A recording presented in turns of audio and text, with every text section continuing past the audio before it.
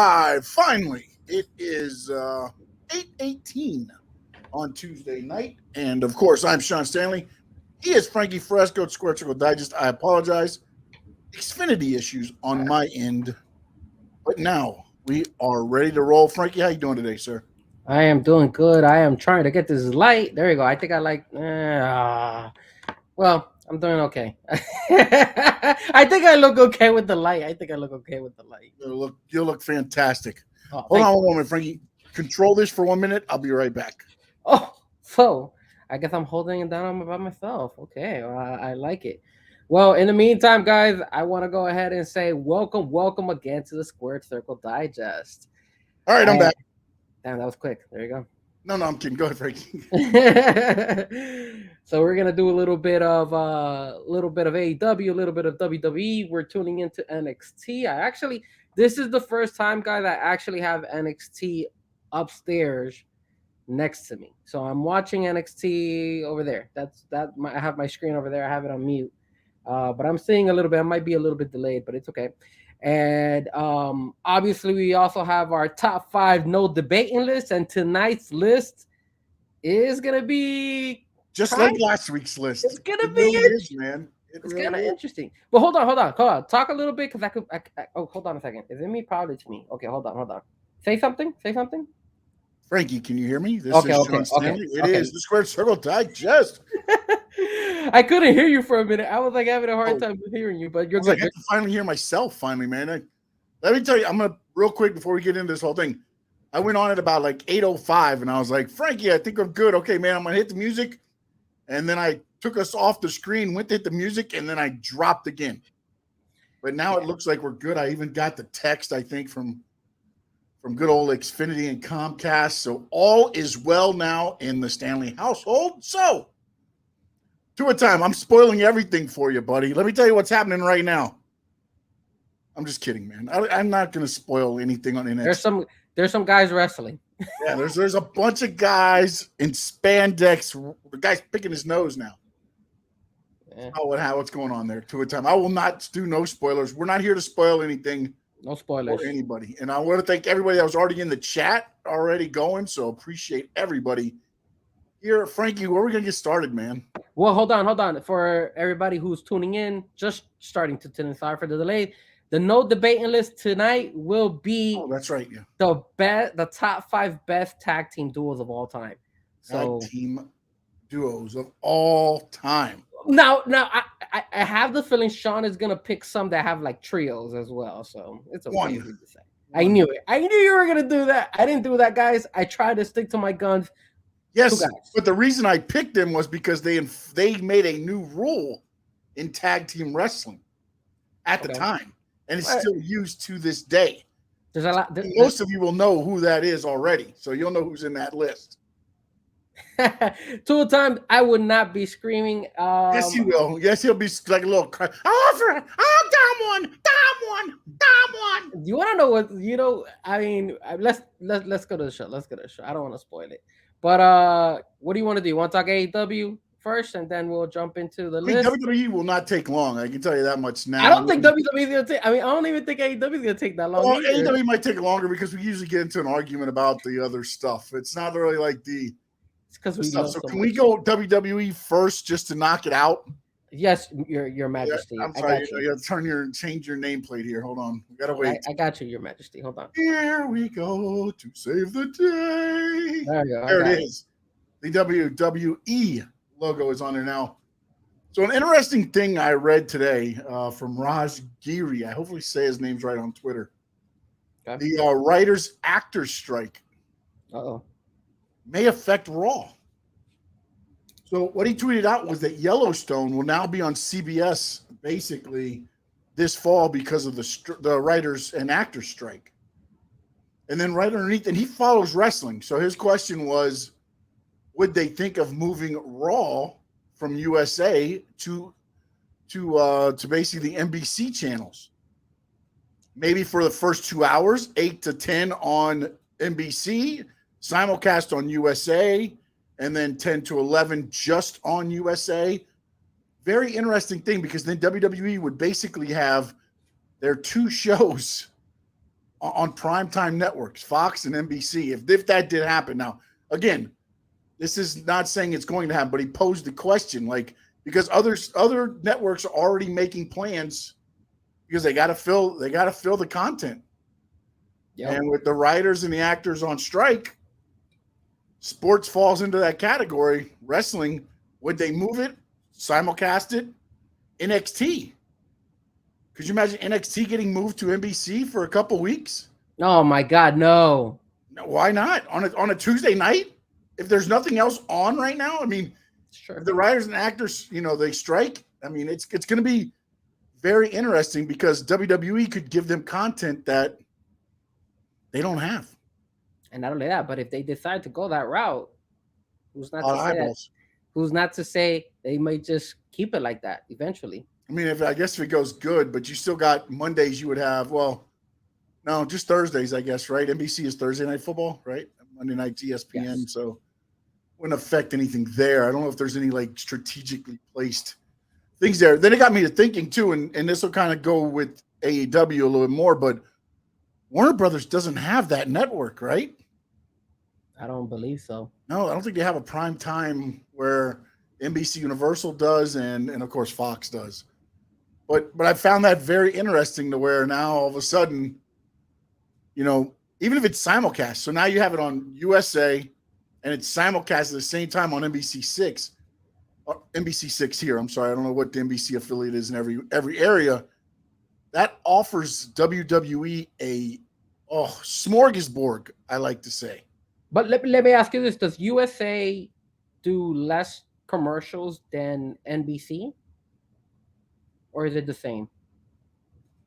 Because when I see SmackDown, I feel like sometimes they do more commercials than in USA. Yeah, I mean, again, that's probably something they'd have to figure out.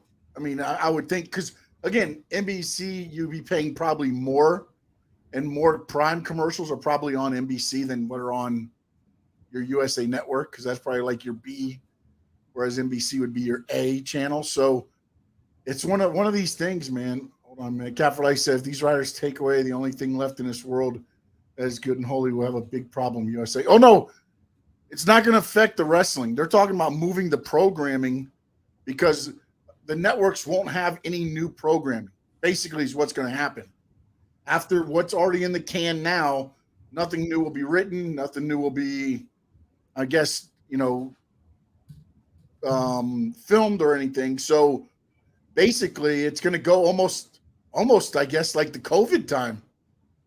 I mean, I guess the closest thing we can compare it to now would be when they had to shut down all the filming and everything. And basically the only thing that was on TV at the time were sports. And then that's what you're going to end up seeing, which, and what something that Cat for Life brought up, and I was wondering, like, don't the writers for WWE and the creative team, wouldn't they be a part of that? Or are they, because they're WWE and AEW, they're paid by them, so they're not a part of the guild? I just wonder how that works. Or do they just say, yeah, we don't need you guys right now, then we'll just keep going? I don't know. I mean, it's an interesting take. I honestly feel that if let's see if I can get Brandon Thurston on from WrestleNomics. Okay. Big try here, but they could definitely explain it a lot more in detail and going. But wrestling would not be going away. It's actually the networks would be using the wrestling to add content to their thing. I'm sorry, Tua Times comment caught my eye at the last minute. I think too. It is real, man. What you talking about? It's real to me, damn it. It's real to all of us. At the end of the day, man, I think also numbers talk, man. And if they see that NBC does a better viewing, I mean, I wouldn't be surprised if they go that way. Would I get used to it? Yeah, I don't think it will be such a big deal eventually. Would they still keep it 3 hours though? That's the question. Well, that they could do the whole. They want to do the the more risque from 10 to 11. It transfers to USA for the more risque stuff. I mean, again, that's just throwing it out there because they're probably not going to go 3 hours. I don't know what time the news starts on NBC, but I think it's 10, right? Is it 10 or is it 11? No, it's 11. It's I think 11? Okay, well, I think Fox is the only one that kind of goes at 10. Oh, good old Fox, good old WSVN. Yeah, but I think overall it's not a bad idea. I think they're gonna get more viewers, and I think if that change does happen, we will just all get used to it. That's the way I look at it. Yeah, I just found it interesting when I saw the tweet that he sent out because I was like, I never really thought of that. It might be, I mean, for WWE and for oh, who just bought him? What the heck is the company's group? UFC? Yeah, the UFC. I forgot what they're called though. The whole group that Oh, bought them. I mean, it might be a blessing in disguise. All of a sudden, boom! Now you're on you. You're going from USA to NBC. I mean, well, that's yeah. You're gonna get more eyes as well. Well, let's look at it this way. What does the UFC do better numbers when they're on ESPN or when they're on ABC? I'm assuming that it's pretty much the same, right? Maybe. yeah, probably. So, I mean, if that's Because the again, but case, US Endeavor. Thank you to a time Endeavor. And yeah, Chad, good to see you, my friend. Glad you're back from your cruise. Bastard. cruises. I told Chad he needs to help me out to get a cruise. Yeah, man. Hell yeah. Oh, Bailey was injured at a live event this weekend. She tweeted out that hey, everything's gonna be okay. Had her leg getting iced up. They showed her walking to after the arena, out of the arena after the event. She had a very noticeable limp. So we'll see where it goes, man. We'll see where it goes. She said she's okay, but now by when her, I saw the injury. I I saw saw. how the injury happened, Okay. and it wasn't. It was weird. It was like, oh man, I don't think I have it up now because my computer went down and came back up. I had it saved so I could bring it up. Oh, I could look it up. Hold on. Basically, Charlotte Flair kicked Asuka, and Asuka went and did like a drop down, and Bailey's one leg went over, and then it kind of stuck, and then she just went down, and then the ref called for the X. Mm.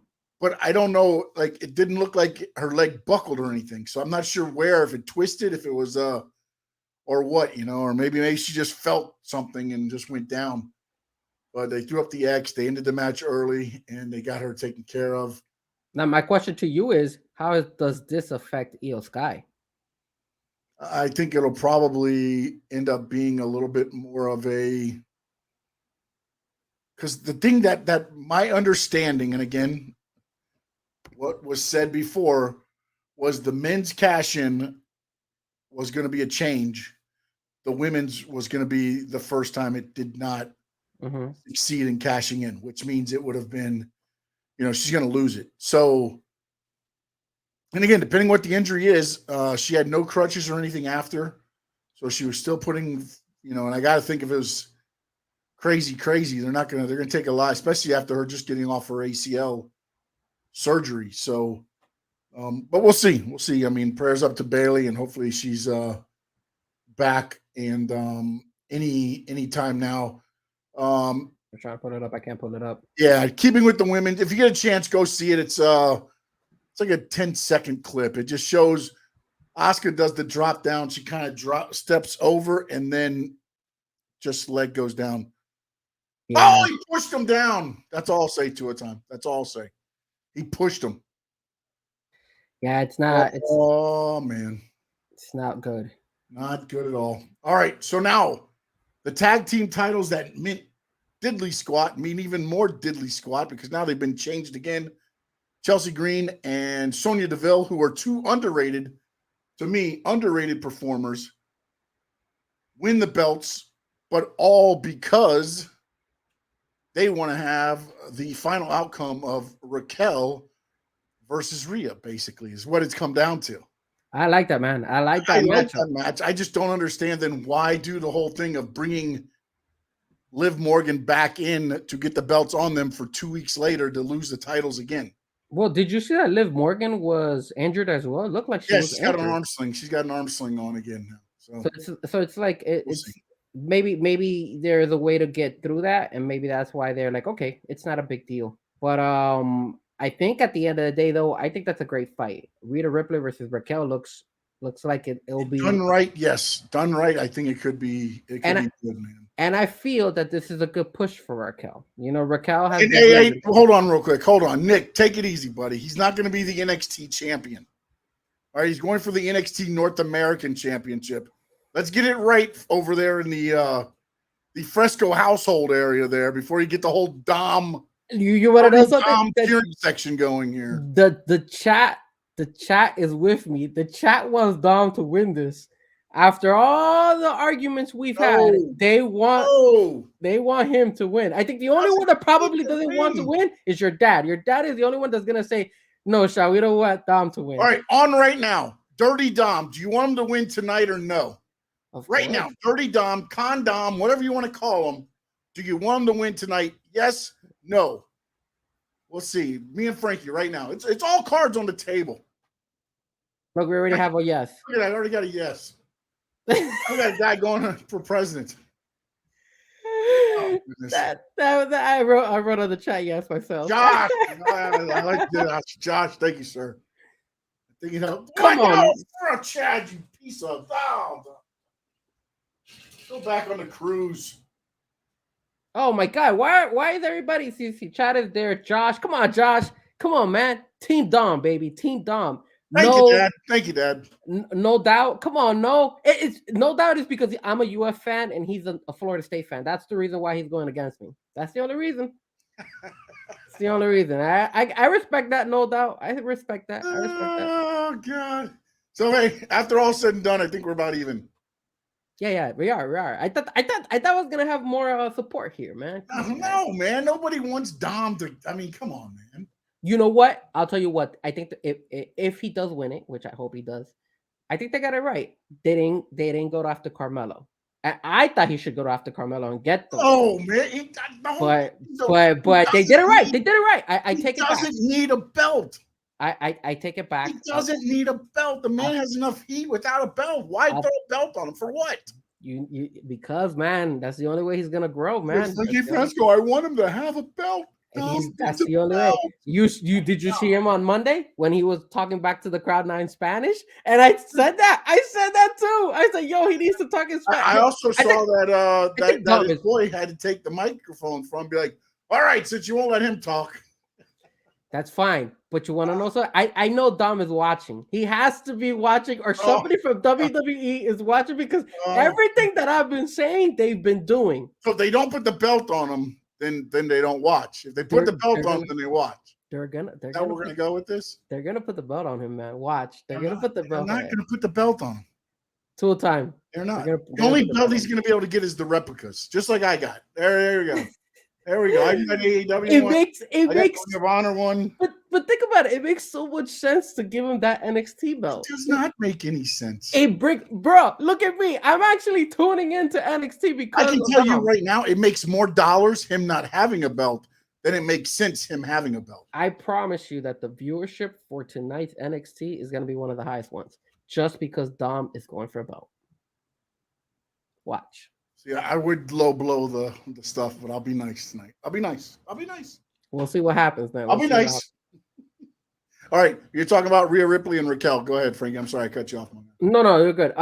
Rhea Ripley, I think it was smart. I wasn't expecting it either. That's what I liked about it. The fact that kind of came out of the blue, and they were like, "Yo," and Well, it's been getting teased, but the way they did it was very, very like Raquel was there with Liv one time. Mm-hmm. And Rhea just walked by and kind of gave her the look. And then, I do remember that. And then Raquel just kind of stared her down, and then they're showing little teases. Stuff that AEW usually doesn't do.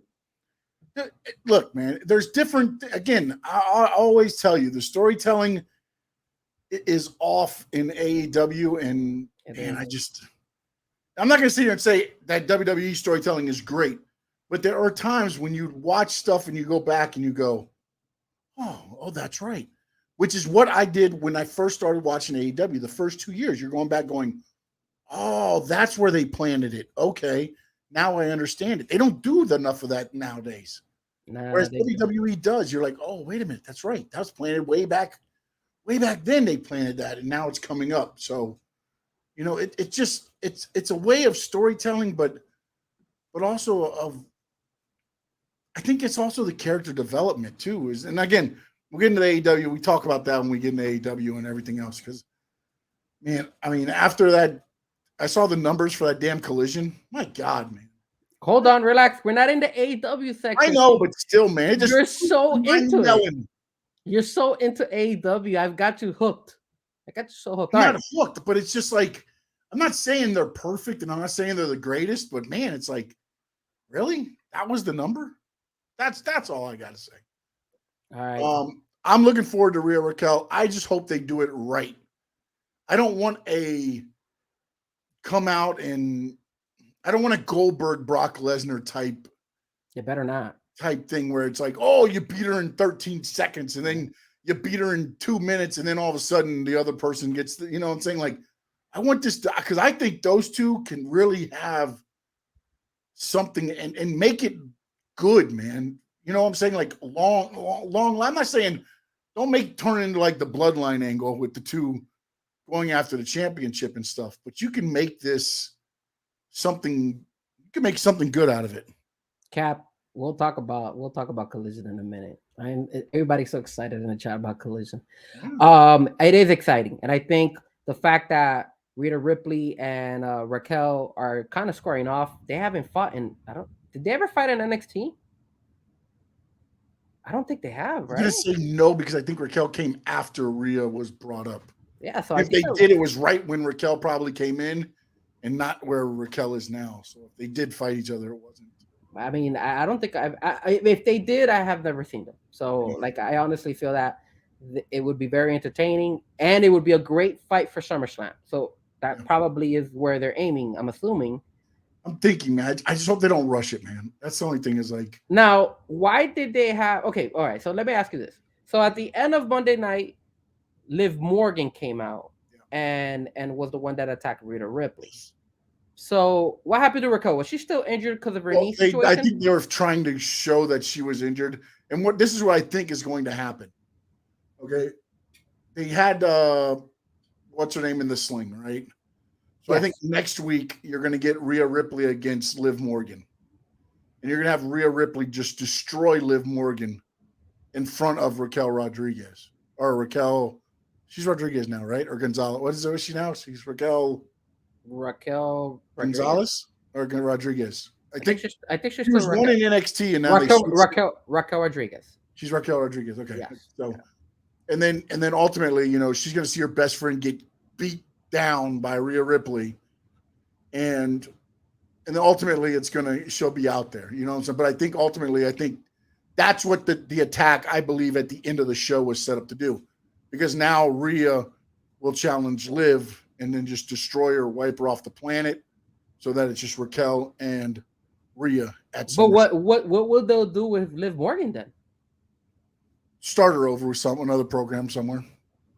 You don't think that there's a chance they might go ahead and push Liv versus Rita and then eventually carry on that story and then go? I mean, they could say that Rodriguez's leg injury is, you know, more than what it appeared. She's going to be out of action for at least a month. Now Liv gets the shot at SummerSlam, and then they could do it there too. At SummerSlam, Rhea just demolishes Liv until Rhea or Raquel has to come out. I think ultimately, however they do it, that's going to, I believe, be the storyline. Is you took out my best friend, you took away the titles, and now I'm coming to take away your title. Well, I mean, the thing is, look, we spoke about this last week about the Usos. I was not expecting Jimmy to be out, and now he's out. He's out for a while. So they could do the same thing with Raquel. I don't think it would be that great because it's kind of similar situation as the Uso situation, but it works either way because I personally would love to see Liv versus Rita. I don't think anybody's going to beat Rita right now. So it would be nice to have Liv go after her. Maybe they fight on Monday night. Maybe they built it up and they do something more or something. I think we'll see if this Monday they come out and she calls her out for a match, then I think it'll be the Raquel Rhea at SummerSlam. If they just start, you know, working it slow, then it'll probably be Liv against Rhea. I put on here SummerSlam card taking shape. I don't really I mean, ultimately, it's going to be Jay and Roman, so we know that's where most of the focus is going. Yeah. You got Cody Brock again. You got Shayna Ronda. You're going to have Rhea Liv, one of those two.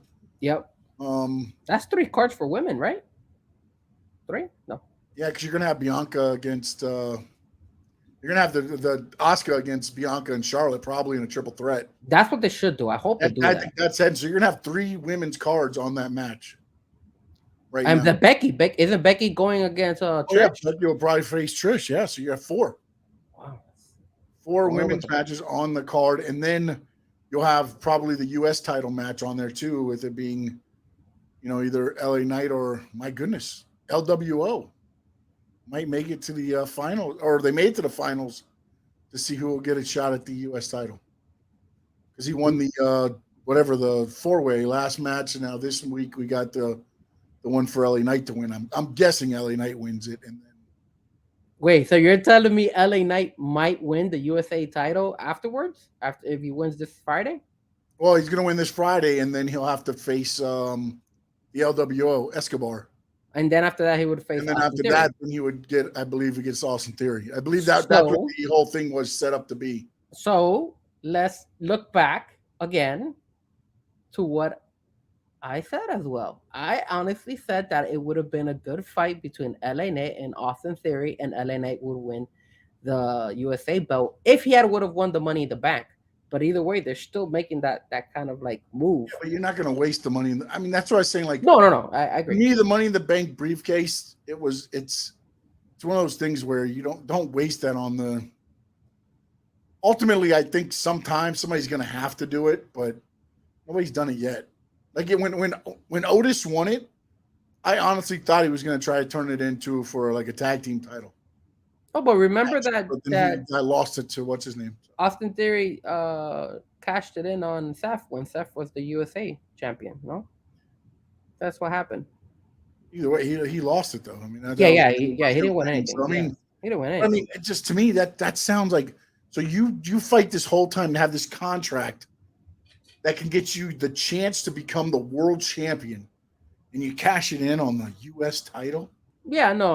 Hey, like, I mean, I'm just saying. I mean, like, if I was to win that opportunity, no way I'm going for a bottom tier belt. I'm waiting till the damn champion is beat the hell down, and I'm running out and I'm cashing it in.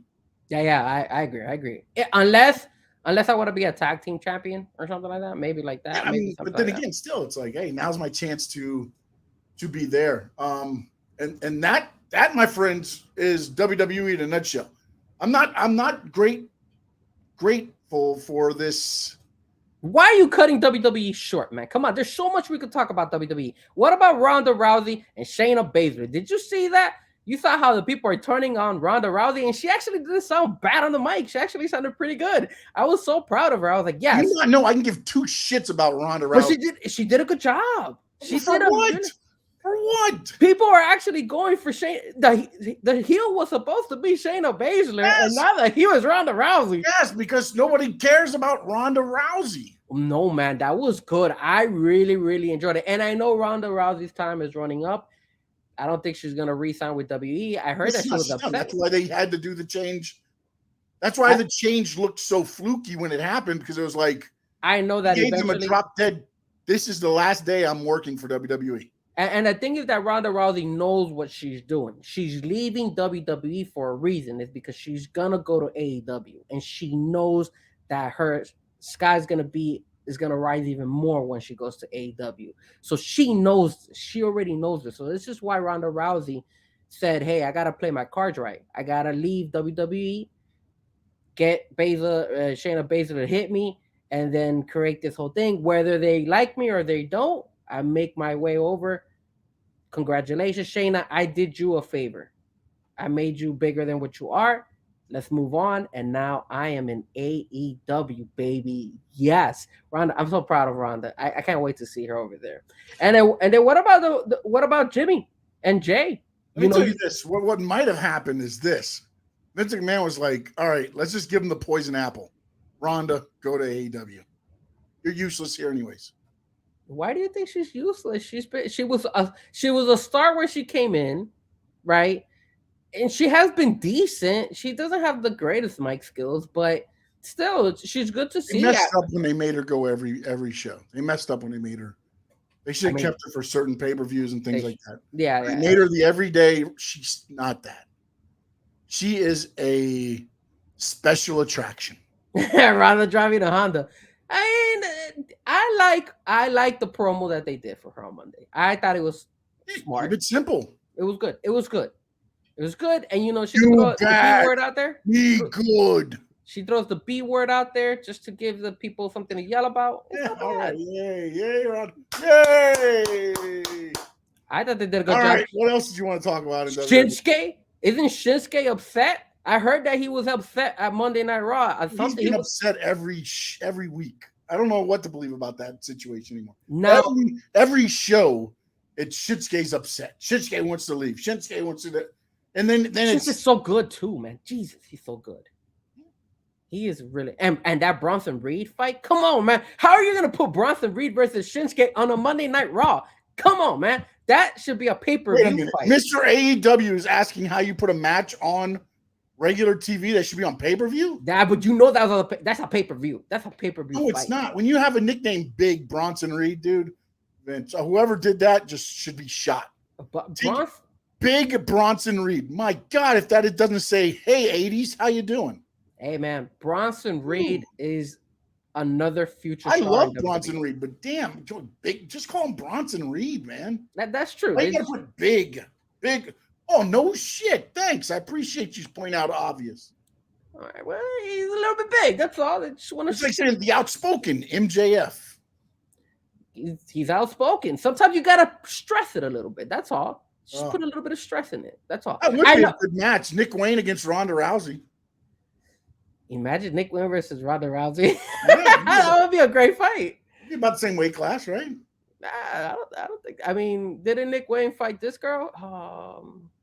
And the indie shows. He's fought a couple on the shows. Bronson Reed is the future. I do feel he's the future. I agree. I think Shinsuke against Bronson should be a fight that they should put on a pay-per-view. I hope they don't. I like the fact that it was DQ'd. Now, why did they put Ciampa in there? Oh my God, what Ciampa? Like, just makes no sense. I don't get it. Why? Look, man, I'm not a huge Ciampa fan, but I mean they did the whole thing with the Miz, and I guess they're moving on from the Miz, and they're putting him now with Bronson and Shinsuke. I like the fact that Shinsuke hit him. I'm just not a big fan of Ciampa. I don't see Ciampa like a big star. I feel he's more he's like a mid-card guy. He's a guy that can elevate if you need him to go and like, you know, we have nobody else at the moment. We need him to be whatever. He's that guy. But I think he fits a better role when he's with somebody, not by himself. No, it's ultimately they're setting up for the DIY. It's just Johnny Gargano got hurt his shoulder again. They're supposed to be a tag team, and it just hasn't happened. That's true, because I haven't seen Johnny Gargano in a minute. And it's crazy how WWE is getting all their wrestlers hurt. This is insane. This is bad. You're talking about WWE getting a lot of their wrestlers hurt? Really? Well, look who you're mentioning. I mean, you got Bayley who got hurt. You got Liv Morgan who got hurt. You got Johnny Gargano who got hurt. I mean, there's a lot of people who are getting. Usually, that only happens in AEW. So WWE is starting to take a little nick as well. It's just, dude, you're not going to put. Do you need Johnny Gargano out there? Does he need to be out there? NXT needs him, because wasn't he in NXT? Oh God, here we go. NXT. You talk about NXT needs him. Isn't what's his name going to save the day today? Dom, Mr. NXT, Dom Mysterio. He is, man. All right. Notice that I don't want to spoil it, but he hasn't fought, guys. So they're leaving it for the main event. That's what they're doing. Oh, it's definitely going to be the main event. Of course it is. Anything else about WWE? I'm good, dude. I'm good. I said what I would say, because I don't want to get into breaking down the shows, because everybody's watching shows. If there's somebody there that has something else they want to throw that they saw that they would like to talk about, I want to go more situation because we would sit there and talk about AEW's situation though is their show. No comment. No. We'll leave that for the okay. AEW. Did they get a 189 for Monday night? Did they get a 2.3 on Friday night? They're not on Fox. You know, you could add their 2 shows together on Saturday and they still don't equal one Raw. I'm just saying, but that's beside the point. All right. 5 years. Doing the Let's do our list. top five. No debating list. Yes, sir. Hold on. Let me share my list. I mean, I'm sorry. Let me share my screen with you. My apologies. Let me go here. All right, again, this is why he's doing that. Top 5 all-time tag team list or duos. Tag team duos, but you could pick 3, I guess. You're gonna pick 3. I know you. I mean, there's some groups that you may have, but it's more tag teamish, if you can think of it, of all time. So again, this is where the generations come into. Oh, I gotta share it. Hold on. You ready? Yes, sir. It's up and up. Oh, there it is. There we go. So I want to change it up though. Let's go back and forth this time. I like that. I think that's gonna be a little bit. Do you have any honorable mentions? First off, just asking. Okay, honorable mentions. My honorable mentions. We can go 2. Let's go 3. 3 honorable mentions if you have them. If you have them, 3. All right. One of my honorable mentions is FTR. I think FTR is a very, very strong tag team that did a phenomenal job on Saturday. Phenomenal. The Usos. I think the Usos, sure, they you need to respect them. I mean, over 600 plus days as tag team champions, that doesn't come around. And unlike their buddy Roman Reigns, I mean, that guy, at least they fight and wrestle. And then if I have to go with one of the old school guys, I'm not gonna take the Undertaker and Kane because I see them more not like taxis. This was why I was a little bit, confused, because there's a lot of guys that mix and match a lot, but they're not known for being tag team. So I'm gonna go with somebody who was a tag team, who I thought I really enjoyed and was one of my old school favorites. That was the Nasty Boys. I think the Nasty Boys was a good tag team as well in WWE back in the day. I'm a little bit biased. I like them and I did see them as well once live. So what about you? All right. So I had the Usos. Okay. Edge and Christian. Ooh, okay. And actually I had a couple more, but I'll throw so I said FTR, right? No, you didn't. FTR, Usos, and Edge and Christian. And I had the Hardy Boys and some others. Just to let you know where my list is going. Oh, you're going old school, and a lot of guys, you're gonna realize that I am gonna be a little bit biased. I might cheat. And anyway, this is our top 5 list of all time. Your top 5 list is gonna be different. I see right now, Karen Joseph has Beer Money, Hard Foundation, Harlem Heat, and I don't see their 4 yet. Harlem Heat. The Hardy Boys. Where Booker T. Hardy Boys is number 4. Our boy Booker T. What'd you get for 5, Karen? And when you look at the list, you're gonna realize where I'm pretty sure this is what I think. And okay, our guesses. We'll do this. Our guesses. This is where I'm thinking with Sean. I'll tell you right now. I have the feeling he's gonna throw maybe the Owen Hart Foundation in there. I wouldn't be surprised if he puts the Midnight Express in there. The Freebirds might be in there as well, probably. He mentioned him last week. See, look at him. He's smiling. So he knows where I'm going. I might have catch maybe 1 or 2. I didn't go that old school on this one. I went more of like, the more traditional. The age difference noticeable this time around. I just think that's gonna be the fact. What do you think? Who do you think is gonna be on my list? I don't know, because you threw out Nasty Boys. Like that kind of like threw me off there. I was like, I know a little bit. I'm sure you're probably gonna have but see, to me, the Nasty Boys weren't a great tag team. They were. That's why they're not on my list. They were a good tag team. They were great. They were a good tag team to a very good tag team, but they would not even be close to my best all time. But again, I look at wrestling different than you do. That's why I like these lists, because again, it's one of those things to where, like the Bushwhackers. That's another one I would. Bushwhackers, they were the sheep herders before that. Nobody remembers that, because when they got in the Bushwhackers, they're like, hey, when they were the sheep herders, they were one of the bloodiest tag teams. They used to just beat people to a bloody pulp. But all right, let's go with our list. Let's go. Number 5. All right, so you want to go first on number 5? I have a tie on number 5, by the way. I have a tie. Okay, so let's start with your number 5. Who you got number 5? All right, number 5. The Rock and Roll Express and the Midnight Express. tied. Okay, let me just put this on caps. The Rock. And I think you're trying And to get. Cap Life said Rockers, Hardy Boys, Steiner Brothers, Dudley Boys, Samoa Brothers.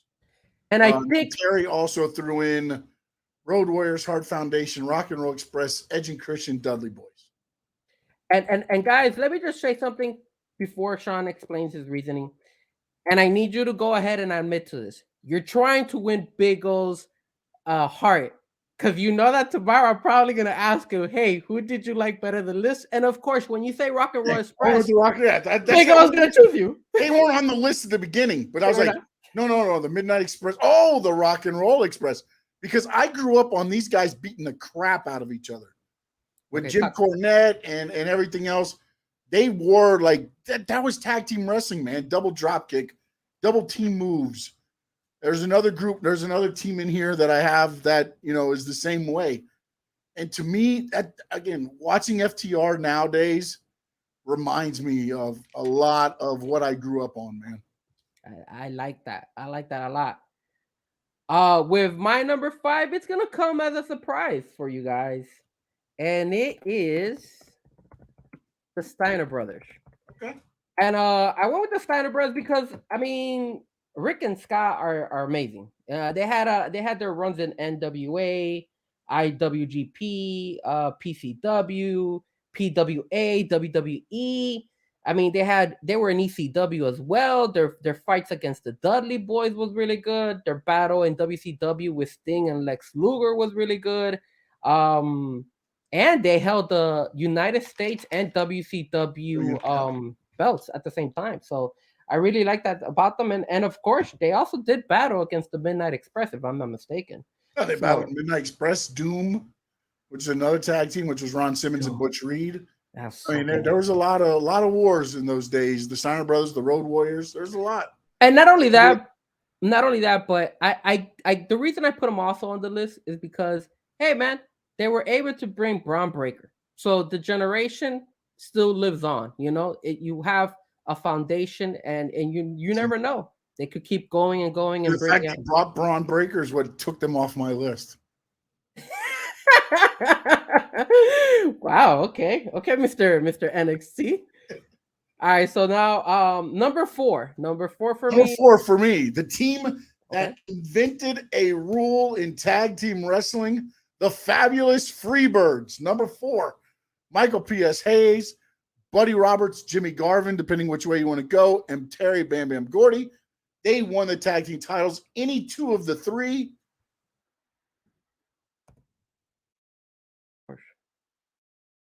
Wait, did Sean freeze up? Uh-oh.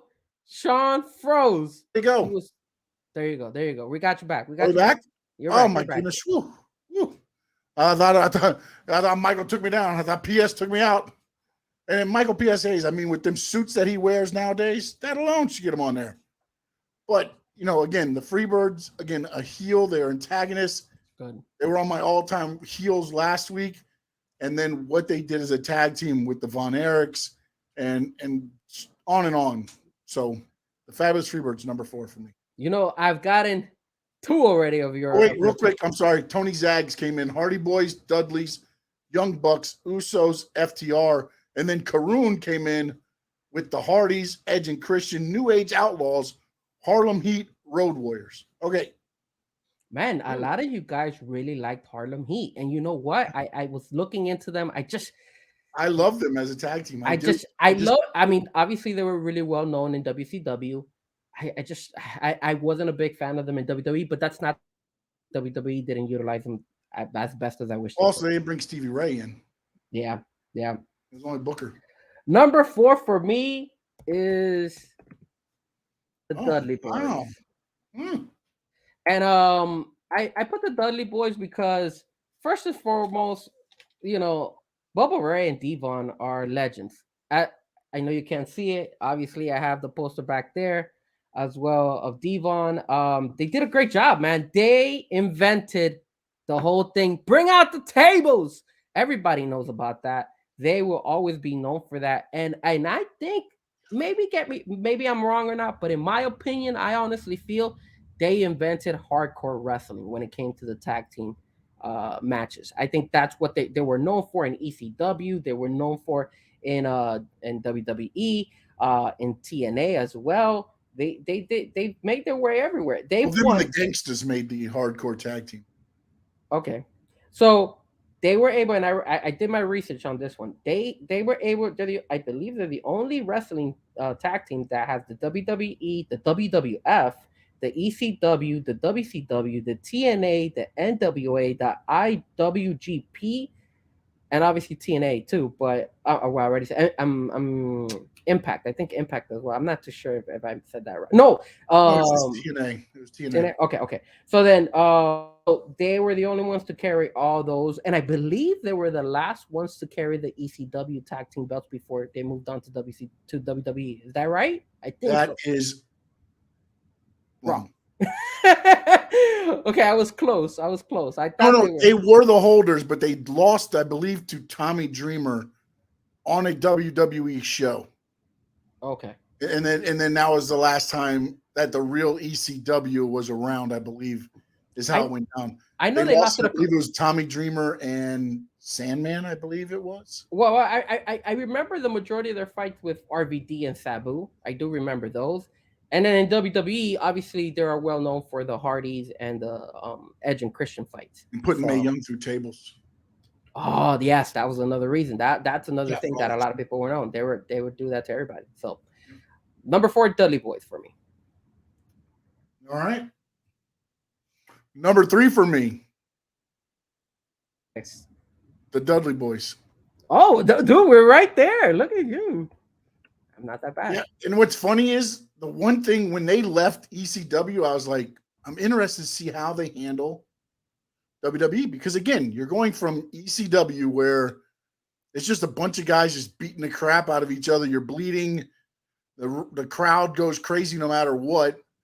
And to watch them, and when they got to WWE and see how they just blended right in fine, man. The TLC match with the Hardys and Edge and Christian. And then, again, 23 championships throughout all of wrestling. And Bully Ray still going today. And Devon, if he didn't hurt his neck and everything else, he'd probably still be going too. And to me, man, again, my worry was, could they make that style work in WWE? And once I saw it did, it was just takeoff time for them, man. Because again, they understand the business of wrestling. They get what the business of wrestling is, and both of them lived it.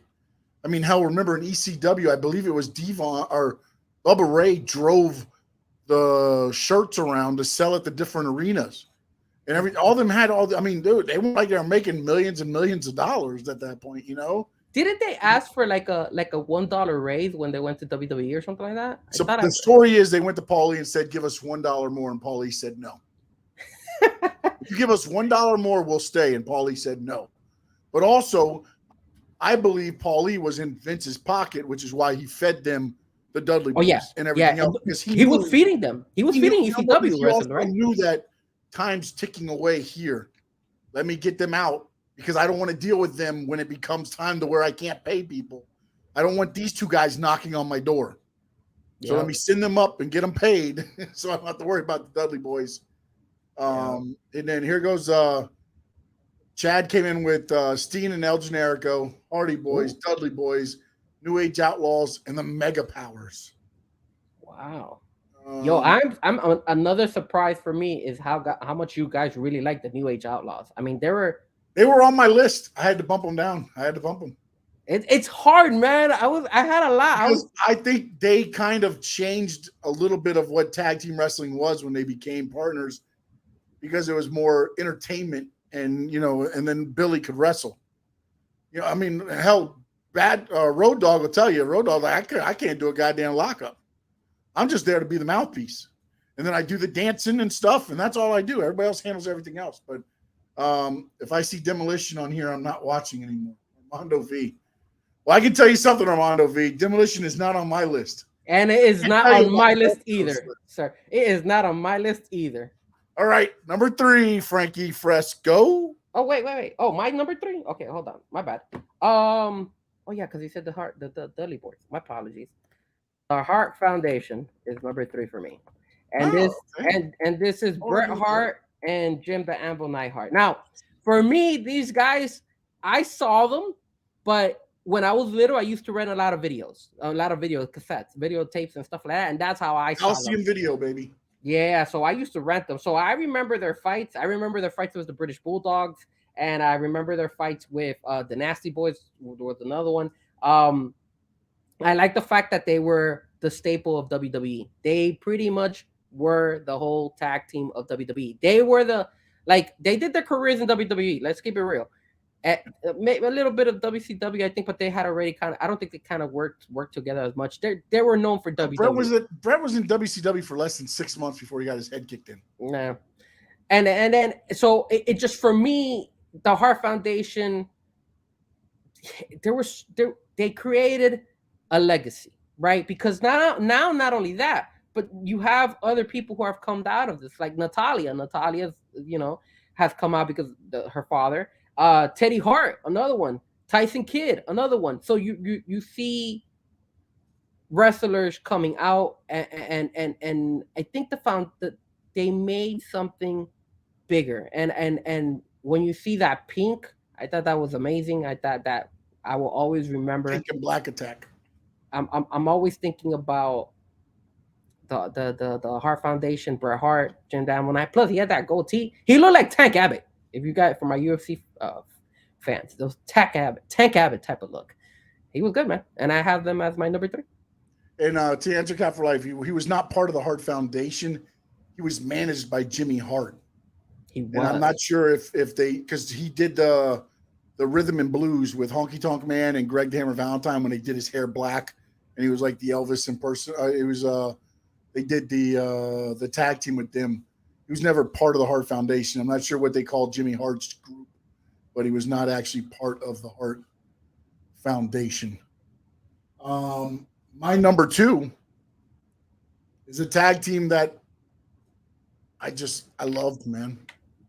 When I saw these guys come on, I said, "Oh, this is going to be good. This is going to be good." Arn Anderson and Tully Blanchard, baby. I knew you were going to go with them. Tully, Tully. I knew you were going to correct me.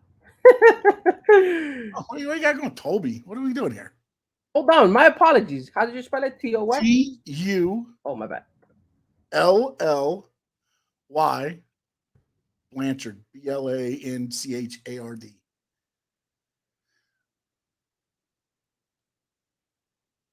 Now, these two, yes, they were tag team wrestling, man. Everything. I mean, they're like FTR, right? Dude, FTR watching it. FTR's 80s. They took a little bit of the Rock and Roll Express because now they're more athletic these days and everything else. They combined the Rock and Roll Express, Midnight Express, Arn Anderson, Tully Blanchard, all into one with FTR. And let me tell you something, man. The titles they held and everything that they did, and I get it. They went to the WWE and they were the brain busters and everybody, and they didn't get their due, but that's because they weren't Vince's boys. That's why Tully left. That's why Arn was like, I'm out as soon as they could. They weren't going to get anything over there because they weren't Vince's boys.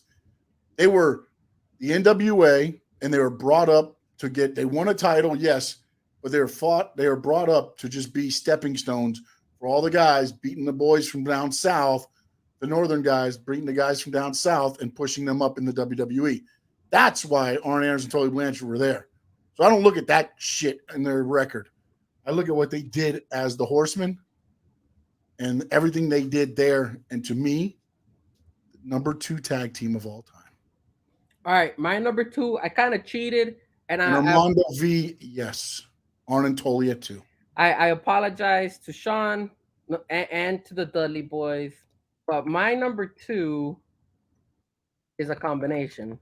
And I had to cheat because I just couldn't leave either one of these out. And are you kidding me? No, sir. I have Edge and Christian and the Hardys as number 2. Hey, you left the Dudleys at 4? You didn't even move them up to be a 3-way? I know that's why I told you were gonna be upset at me because I didn't do it. But I'm gonna tell you why I did this. I'm gonna tell you why I did this. And I the reason I did this is because I'm looking at their whole. I am a little bit biased when it comes to WWE. So I know the Dudleys are ECW. I had, and I'm not gonna lie to you, there was points in time when I was thinking about moving these guys around because it was hard for me. I'm telling you, it was hard for me. But I just think Edge and Christian and the Hardys.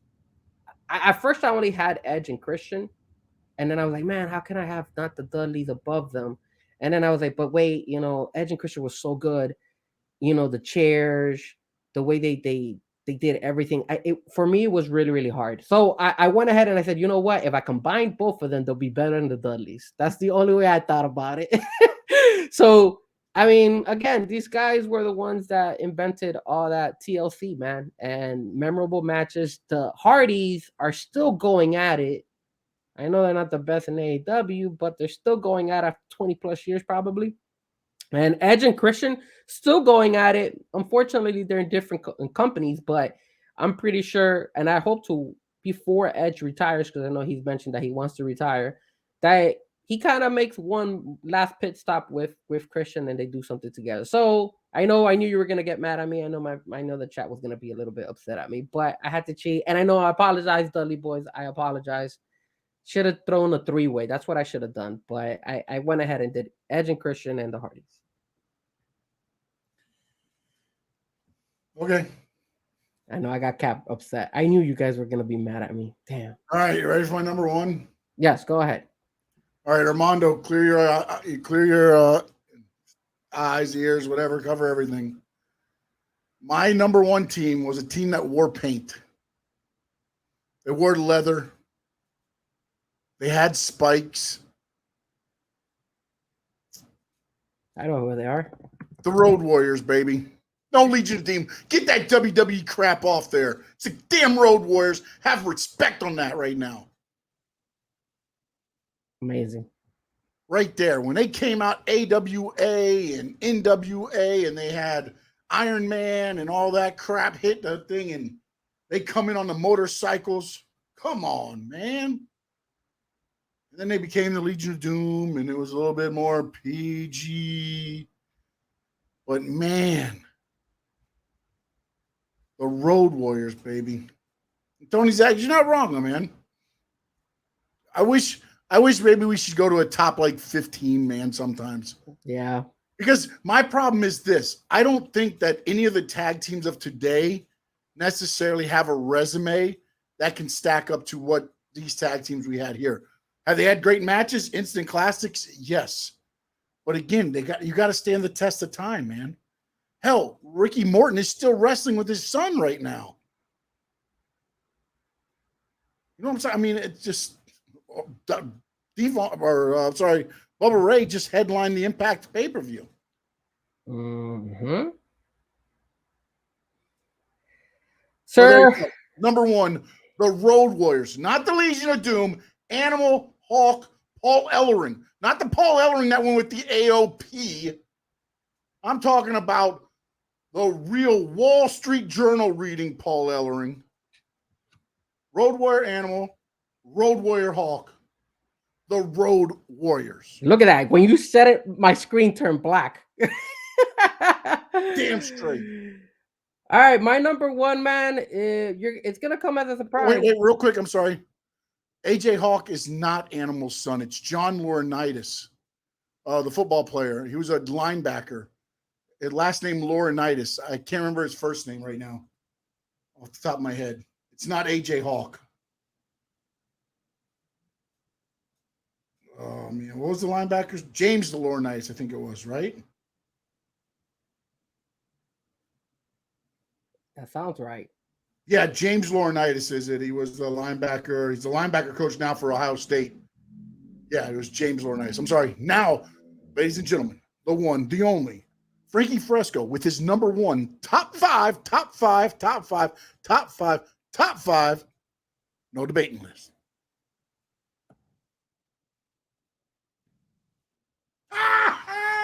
Yes! If you would have put the Legion of Doom out, I whooped your ass. It would have The been a road, fight, Frankie Fresco. It would have been a fight if you would the have put Legion of Doom. the Road What do Warriors. you have Now on your actual paper? What do you have written? I have this. I'm not gonna lie to you. I have both. Oh, And the you did reason both. Okay. All right. and the reason I put I'll do both. And the reason I did that is because I saw them mostly on WWE. That's why. Okay. But that doesn't mean I did not respect what they did before they were in WWE. I'll tell you what, guys, they are my favorite tag team of all time. I've loved them. I got to see them live when I was 6 years old at Miami Arena. It was amazing to see those guys, and the fights that they did, memorable. I think what I really, really enjoyed about them was that attitude of like, yo, we don't have to showboat, we don't have to cheat. It was either we're gonna win fair and square or we're gonna lose fair and square. They never had to do any of these cheating things to actually win their fights. And it just they did so much for WWE. And when they I know they didn't have a great run on WWE. I think they only won the belts twice in WWE, if I'm not mistaken. But they did so much for NWA. They did so much for WCW. They did so much for AWA. They won the Jim Crockett Cup. One of the most memorable fights. And I was only two, so I know about this only because I've read it. Because when you have a tag team that you really really enjoy and really like, you start doing research on them. There's documentaries on them that you should check it out. Like their documentaries is awesome. It was that I believe it was that started at that Stargate. That Stargate was it Stargate? I think it was Stargate where they were fighting against the they were fight Stockade Starcade. There you go, and they were fighting the Midnight Express in the scaffold match. in the scaffold match. So, guys, if you've never seen that, bro, one of the best fights, insane. You have you got the ring, and then they're elevated, being held by like some rinky-dink cords. I remember, I think it was Hawk who climbed up, and I think one of the things broke like when he was trying to climb up, and he could have fallen 40 feet down the ground and then died, or broken his neck or Remember, something. back then they weren't fit. They were actual scaffolding that construction workers used, and most construction workers aren't 6'6", 320 pounds trying to climb up them. Jesus. So they weren't necessarily set up for that. And that's also the same match where Jim Cornette blew out both his legs. Yes. So so he's holding on for dear life, because the way you're supposed to win the match is you're supposed to fall off. So Jim Cornette is holding on eventually after they bid in the Midnight Express, and Jim Cornette is holding on, and I saw where there was supposed to be, I think, somebody holding who's supposed to grab him, and I guess he didn't calculate it right, and when he just drops, he breaks both of his knees. Man, that was memorable. And you know what, man? I'm not gonna lie to you, man. There was like, I remember when they, unfortunately, there's the issues that happened with was it Hawk, right? Hawk was the one that had the drug issues, right? Was he the one that had the He ended up with whole? the alcohol issues and things. Yeah.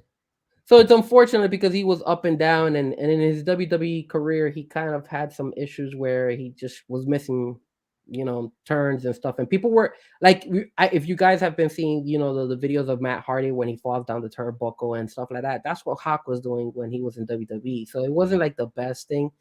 But the most memorable thing about Hawk was the fact that he, towards the end of before he passed away, he was able to gather himself and literally regroup and actually like fight his evil demons, and he was sober. When he passed away and they did an autopsy on him, they didn't find any alcohol or any drugs on him. So that is admirable from somebody who faces addiction. He was doing a lot of that stuff. And the other thing was, who remembers Sunny? Was that her? Sunny? Sunny was her name, if I'm not mistaken, right? Sunny? Was her name Sunny? Oh, they put her with them, yeah, in WWE. Yeah. Oh my god! So Sunny was so hot when she came out with them the first. Hot mess. She was so hot. I mean, she was revealing. If you guys go and Google Sunny when she was with the Legion of Doom. Man, she was smoking. So a lot of these things are memorable. And I will say this: I do want to go ahead and say something about the Dudley Boys. I respect the Dudley Boys a lot because I remember when Hawk passed away, the Dudley Boys went ahead and they wore like they wore something on their arms or something like that. Like giving props to the Road Warriors. And I believe they also did the finishing move, um, copying the Road Warriors. So it's just, you know, Sean and myself think alike, Mag. I'm surprised that you went with the Road Warriors. I didn't think you were gonna go with that. I'm pretty sure I What do you surprised mean? you. I think you, How cause did you not think the Road I, Warriors not be my favorite tag team? I thought you were gonna have R. Anderson and Tony Blanchard as your number one. That's what I thought. Oh no, no, they'll always be number two, man. Road Warriors will I thought always be that's what I thought. I thought you number Tony and one. Norn. I had that, but No, they'll be I'm number two because that is like when I got into wrestling. That's who I looked at when we did tag teams. It was always that's the film you studied. It was Arn Anderson, Tully Blanchard. If you're heels, it was the Midnight Express, Arn Anderson, Tully Blanchard. If you're baby faces, it's Rock and Roll Express, the Fantastics, the Fabulous Ones. You know, those were the guys that you watched because you learned the little things that they did as tag team wrestlers. yep. There's little things, there's little nuances to tag team wrestling that that you don't. It's not just hey, it's two guys throw them together and it works. Don't get me wrong. If there's not any, but look at today's wrestling. I mean, other than FTR and you got Young Bucks and things like that, there's not a lot of you know tag There, teams anymore. it sucks. And yes, what Armando said is correct. The clothesline off the top of the rope, that was what they were known for. You know who I wanted to go ahead and give also an honorable mention was Marty Jannetty and Shawn Michaels. They were a good tag team Oh, they were before. a crash, man. They were The only the only thing is that obviously I didn't think too highly of them eventually because I thought that Shawn Michaels had a better career as a singles, and I know Shawn Michaels also was with Triple H for a while too. So it's like there's so many tag teams out there. I try to stay with the ones that were kind of hardcore and just stayed together for a while. You know, I know Edge and Christian weren't together for that long, but still, I mean, there yeah, was a they're part of run. TLC. I mean, the way I look at it is, what was their what did they give to the tag team wrestling division and things like that. And again, you have your guy like somebody there put Earthquake, Oh, I think Sean is most losing athletic connection. big men. I mean, I thought that was another tag team that could have done anything, but it is what it is. There, Giovanni said, "Road Warriors, Outsiders, Steiners, Harlem Heat, and Hardys." The only reason I didn't say Outsiders because although they called them a tag team, to me it was still Scott Hall and Kevin Nash. They were never. I know they won the tag team titles and this and that, but they were to me. It wasn't. It was still when you watched them. I'm watching Kevin Nash when he tagged out. Scott Hall came in. It wasn't like they were working as a team. Yep. So, again, and again, nothing wrong with anybody's list, by the way, Oh, because oh, again, it's your top five list. So it's your again. That's the good thing about wrestling is there's something there for everyone. And what my taste is isn't Frankie's taste, and isn't Caps and Caroons and Knowles or anybody else. But you can have a healthy debate on why you think it's that way, and that's what makes that's why we stay respectful on here. We're going to disagree. We're going to yell at each other, and I'm going to call him an idiot. He's going to call me an idiot. But we stay as respectful as we can. of course. So that's what this is about. Skyscrapers, another team, should have been one of the best tag teams, I think. Whichever way you want to put it, was it Dan Spivey and Sid Vicious? Was it Dan Spivey and Mark Calloway? The Skyscrapers were another tag team, and Now I will say this: the reason I did not put Demolition on there because they freaking bit off the Road Warriors, man. They're the that road. was Vince McMahon's. Yeah, I hated that crap. You know, I'm not gonna lie though, I did like Crush. He was the only one I liked out of all of them. Eventually, they brought him, and so that I did like. And to mention in the Legion of Doom, when you had Jake the Snake Robert, you had this guy.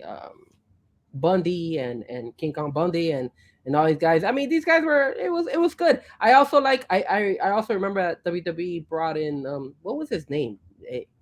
He was a blonde guy. He was like their third guy that they tried because I guess when Hawk was having issues, he was they it was No, they kind of like brought a in Draws. Draws was draws. There you Draws. go. That's the one that was Draws. paralyzed by D'Lo. Yeah, draws. As Draws he was the just one. passed away recently. Yeah. Drosdorf. Yeah, he was the one. He was like the backup to like if anything messed up Well, with they Hawk. tried to work it like an angle where he was trying to take Hawk's spot, and he was the one that was doing all the bad to Hawk, and then he teamed with Animal, and they tried to work an angle with it, and it kind of got a little bit sideways with because of things that were happening for real and things like that. It was one of those, and we're not even getting into tag teams like in Japan, because heaven forbid Stan Hansen and Bruiser Brody, or Stan Hansen and Van Vader, or Terry Gordy and Dr. Death Steve Williams. See, now there's a couple of people that I don't know that like They used to like you. Brody and Hansen used to go out in the crowd, and the crowd would run for their freaking lives. It looked like Godzilla hit the island. Yeah, I mean, It's the and craziest thing. some of the new guys And Terry says, "What I think about Greg Valentine and Bruce Beefcake? I think they were a good tag team. Same with Bruce Beefcake and Honky Tonk Man. the I'm Rock. sorry, Greg Valentine and Honky Tonk Man, Rhythm and Blues. I mean, the Rock and Sock connection, that was interesting. Yeah. No, they were good. It's one of those things where sometimes though I think what comes out as a good idea doesn't make necessarily a great tag team. The two great stars together made a great tag team, I guess is what I'm saying. But it didn't make them like a great tag team to be like, would I love to see the Rock and Sock connection today? Yeah. Bring them out. Nah. What? Nah. Oh my God, man. Those two were gold, man. Same with somebody said earlier, Booker T and Goldust. Dude, when they were the tag team together, dude, that was must-see TV. Well, Dusty's with Keith Lee. You won't look. That's all I gotta say. But it's time. And thank you everybody for joining in on the top five list. No debating, of course. But it's time to move on. It's time. Oh boy, here we go. Here we go. It's time to talk what we all came to talk about, of course, and it's AEW, baby. Nothing like talking about a little AEW, especially what happened this past weekend. So let's talk a little bit of AEW. All right, let's forget about Rampage because their numbers sucked. They were terrible. It wasn't a great Rampage. It is what it is. Collision. And then we also had Battle of the Belts, right? Battle of the Belts. So, Collision. Sean, you tweeted about it. Tua Time. I think Tua Time was talking about it as well to us. What a fight, right? That was great. I thought Collision was great. They really delivered in Collision. They made that fight, and then Dax it was Dax that got hurt, right? I think it was Dax who got hurt. I think he messed up his knee while he was wrestling, if I'm not mistaken. So then Cash kind of realized it, so Cash ran in there to help him. And then every time you could tell that they like that. That goes to show you the synchrony of these guys, that these guys know each other so well, and you would do that. You feel me? Like you knew your guy was hurt, and he goes out there and he's helping him pick him up and everything, and kind of cut down as much as you can as far as making it so noticeable that he was injured. I thought that was great, man. And the whole Jay White, Juice Robinson, they were good too. They did a great job. I mean, you need to have two other ones to tangle, right? And I think it was a great tag team match that went 58 freaking minutes. Yeah. And not once. And everybody's like, oh, it's starting slow. It's going to a draw. I mean, it's going more than like sometimes I think they forget that these guys are human beings. They're not just machines out there. You can't just start off 99 miles an hour and think they're going to go for a full hour, especially when they know exactly what their body's going to have to go through during this match. So yeah, they take it a little bit slow at the beginning. And I think they progressed it perfectly. It got right up there and kept going. And I think Collision, to me, when I saw the numbers today, They are never going to make it on. I mean, they'll make it on Saturday because Warner Brothers doesn't care about numbers, because that's what they said. We don't care about numbers. But if that program didn't get more than that, they're not going to get that. That viewership's not going to increase much. I disagree with you. Let's say, okay, so let's looking at the last two numbers. So last week it was 580. This week they made it at 579. I think if they keep building on this, that show is gonna break 1 million eventually. Even though it's on Saturday, I still think they're gonna be able to break 1 million. The show, and I keep telling you guys, it is a very good produced show. If they keep doing it the way that they're doing it, fans are gonna get invested on it, and people are gonna tune in and watch it. And I honestly feel that they're hitting every mark. They are slowly but surely gonna gain the interest of the fans on Saturday nights again. And it's a breath of fresh air to see wrestling on a Saturday. And they're not dropping the ball on Saturdays. And I know that. Yeah, but buddy, you're forgetting something. You're forgetting something, man. Yeah, I know college football. I know all those 7, 8 weeks. I know that college football is gonna come. So you've got 7 weeks to pique the interest.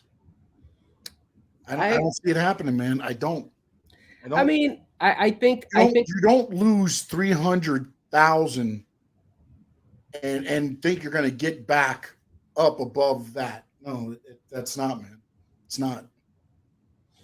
Well, let's talk a little bit more of what happened as well. So you had the winners of the Owen Hart tournament.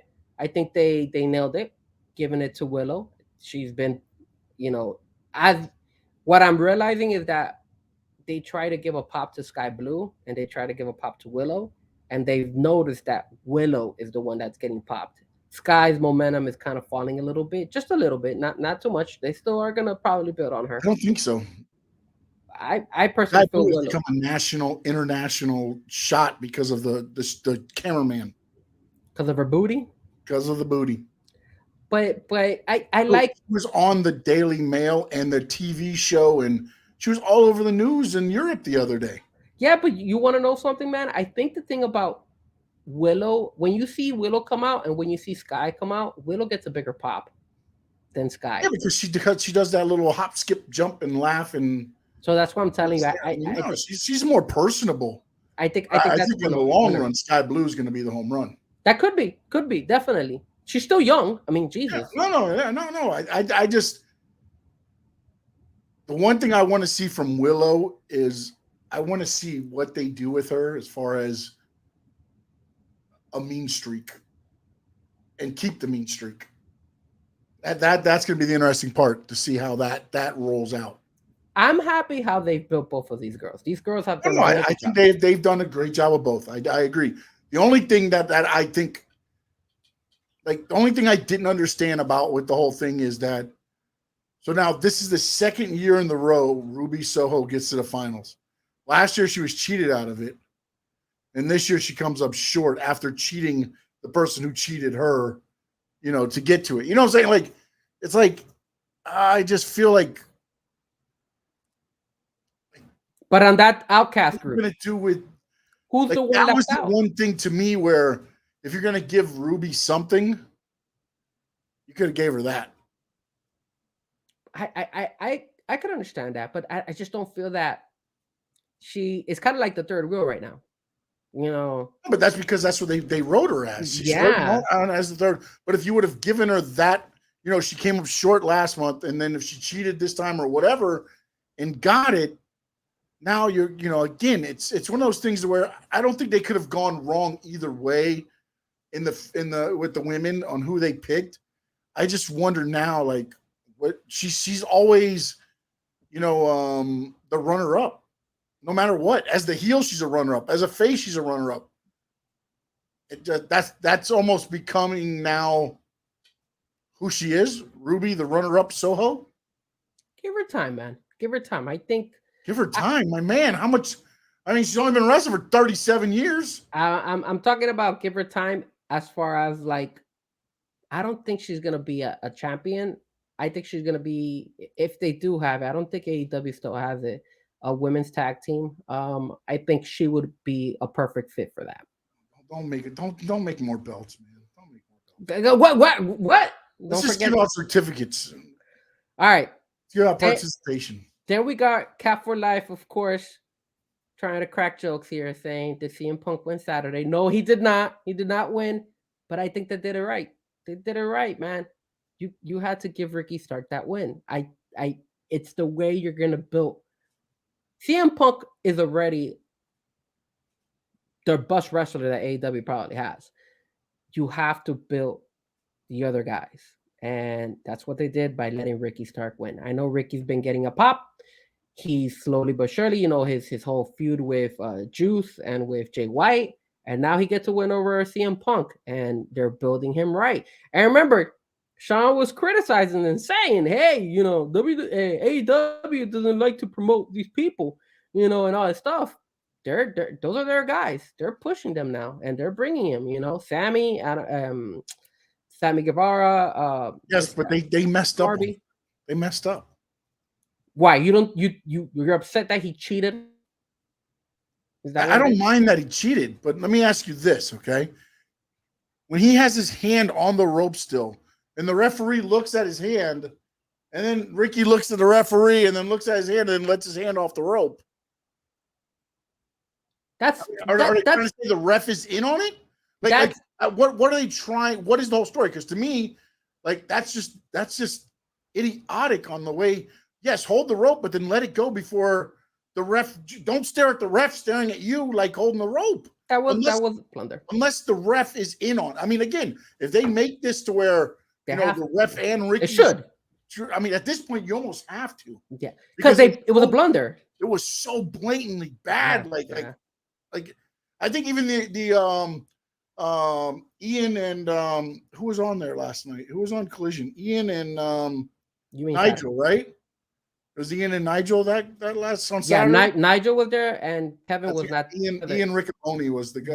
Yes, because Kevin was. They were kind of like, and they almost went to say, and then they're like, "Oh, Ricky Starks wins it. Ricky Starks wins it." I was like, "Yeah, I'm not sure what happened here, but that's the only thing. Like, it's like, okay, I mean, if you're gonna do it that way, I don't have a problem with it. I think it's a good deal for Starks. It just looked very choppy the way it happened. Like, it was like Starks, like, I don't know if he lost his balance and he was actually really using the rope to keep from going over on Punk because he went back too far or what, but it was just like, he's looking at the ref's looking at him, he's like, oh, no, I'll let it go. It's like, okay. If they want to correct it, I think it was a blunder, but if they want to correct it, make it a story. Go ahead and say, hey, look, and CM Punk should come out and be like, look, I lost, but I lost because somebody cheated and it was blatant. Look at him. And then show it again. And then Ricky Stark can come out and be like, yeah, so what? Hopefully they do it that way, because if they just kind of like sweep it under the rug, it's like, if they sweep it under the rug, it's not so bad either. It's not so bad, but it's just like, again, us 10 a.m.ers. It leaves a stain. Yes, that's some PS. It leaves a little stain. It leaves a little stain. I'm not gonna lie. You're right about that. But I mean, Dom's on the way to the ring, boys and girls. The moment of truth right now. Oh. Now let's talk a little bit about. I want that new Judgment Day shirt. Let's talk a little bit about the battle of the belts, man. Battle of the Belts. I will talk a little bit about it. I saw a little bit of it. So you had Orange Cassidy. Yes. He won. What? He beat Lance Archer, who we honestly said, hey, where is Lance Archer, right? And they finally brought him. He's been doing a good job in New Japan Wrestling, and that was the best fight, in my opinion, in Battle of the Belts. That was the best. Orange Cassidy's gonna die with that belt, right?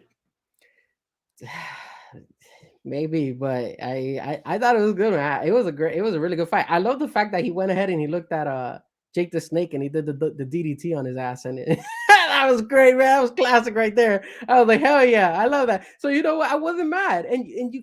Come on, man. If Orange Cassidy's gonna lose the belt, you can't lose it to Lance Archer. Like, he hasn't been showcased as much, so I figured there was no way Orange Cassidy was gonna lose that. But It that should was be your chance to somebody. bring him back in as the Murder Hawk monster, and just like it just like But look what Karen says. You know, the Hobbs, they could push Hobbs, and Hobbs is one that is actually can do that. You he's know, leaving QT TV, so we'll see what happens after that. you also got Miro. Maybe Miro can go that route as well, especially since they want a champion that's going to be defending consistently. I think if you're gonna switch the belt from Orange Cassidy, it has to be for somebody who's going to consistently do the same type of work day in and day out, like Right. that Cody belt. Remember, Cody did the same thing, and Sammy when Sammy Your did it, he was there. TNT title and the international title and your TNT titles should be the ones defended every week on TV at some point.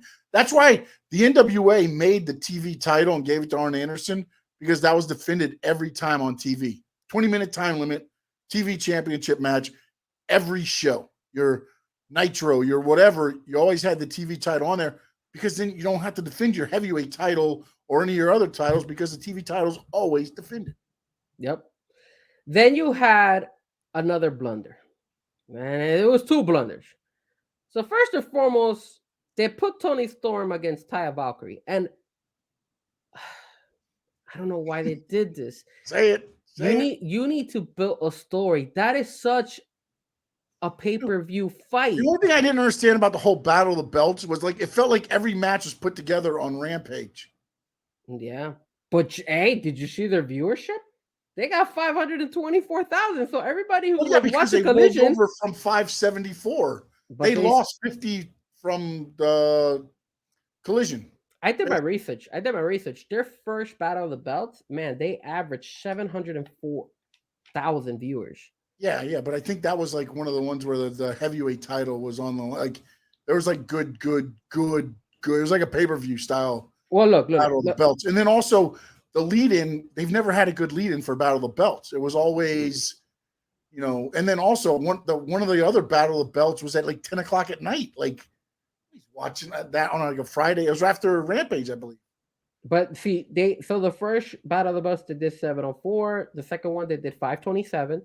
Then they've slowly decreased. They went to 437 on the third one. The fourth one was 317, and then slowly they're doing a turn.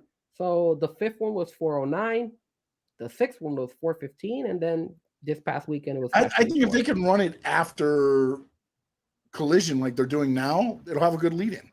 So it'll stay consistent with whatever Collision was. Even if you lose some, you're still going to have a decent number. So here comes the blunder. The second. Right. So the first blunder was, why did they put that fight there? They should have built it. They should have made it. That's the first time Taya Valkyrie fights against Tony Storm in AEW, and what the hell? Like that's a pay-per-view fight, man. You built that storyline, man. It was terrible. Tony Storm wins, but we don't get to see it. We don't get to see it. The second blunder is that they freaking messed up with the broadcast, and we don't get to see the ending of the fight. What was that? I think you go to break. What happened? Oh man, see, this is what like frustrates me with AEW sometimes. Like I'm like, what is going on? Are they doing a split screen or what happened? Dude, I don't know, man. That was so bad. Like I looked at that. I honestly, I didn't. I watched the first match, and when Orange won, I cut everything off and went to bed. I was like, screw it, I'm done. I'm done with AEW for the night. They and and like I told you, that Orange Cassidy Lance Archer fight was the best one of that. No. I mean, I thought the match was great. I just thought, like, my God, you're never taking the title off this guy. If this was your chance to be like, okay, at least you're bringing somebody back in, and you want whatever, however you want to do it. But you booked him against, like, at some point the guy's got to lose. But anyways, keep going. I'm sorry. But look at Roman with the belt for how long? Look at this guy, the Intercontinental Champion. How long he's had the belt? So I guess it's kind of like. Yeah, but you're talking about guys that like are built. Orange Cassidy looks like your next door neighbor, man, and I get it. That's his whole thing is like he gets beat up and he bounces back, and that's all good and well. But like, that dude, he has tape on his ribs, tapes on his shoulders. Yeah, he does. I mean, it's just a walking, like, whatever that tape is. Hey, man, but he's a showstopper, baby. We love him. No, I love Orange. I said there was two guys they would never get me to like. Orange Cassidy and Darby Allin. 4 weeks in, I liked them both. Yeah, man. When they did the Darby Allin with Chris Jericho and no, Orange Cassidy with Chris Jericho and Darby with Cody. When they did those and they like, okay, all right, I can go with this now. That's, you know, and then it's like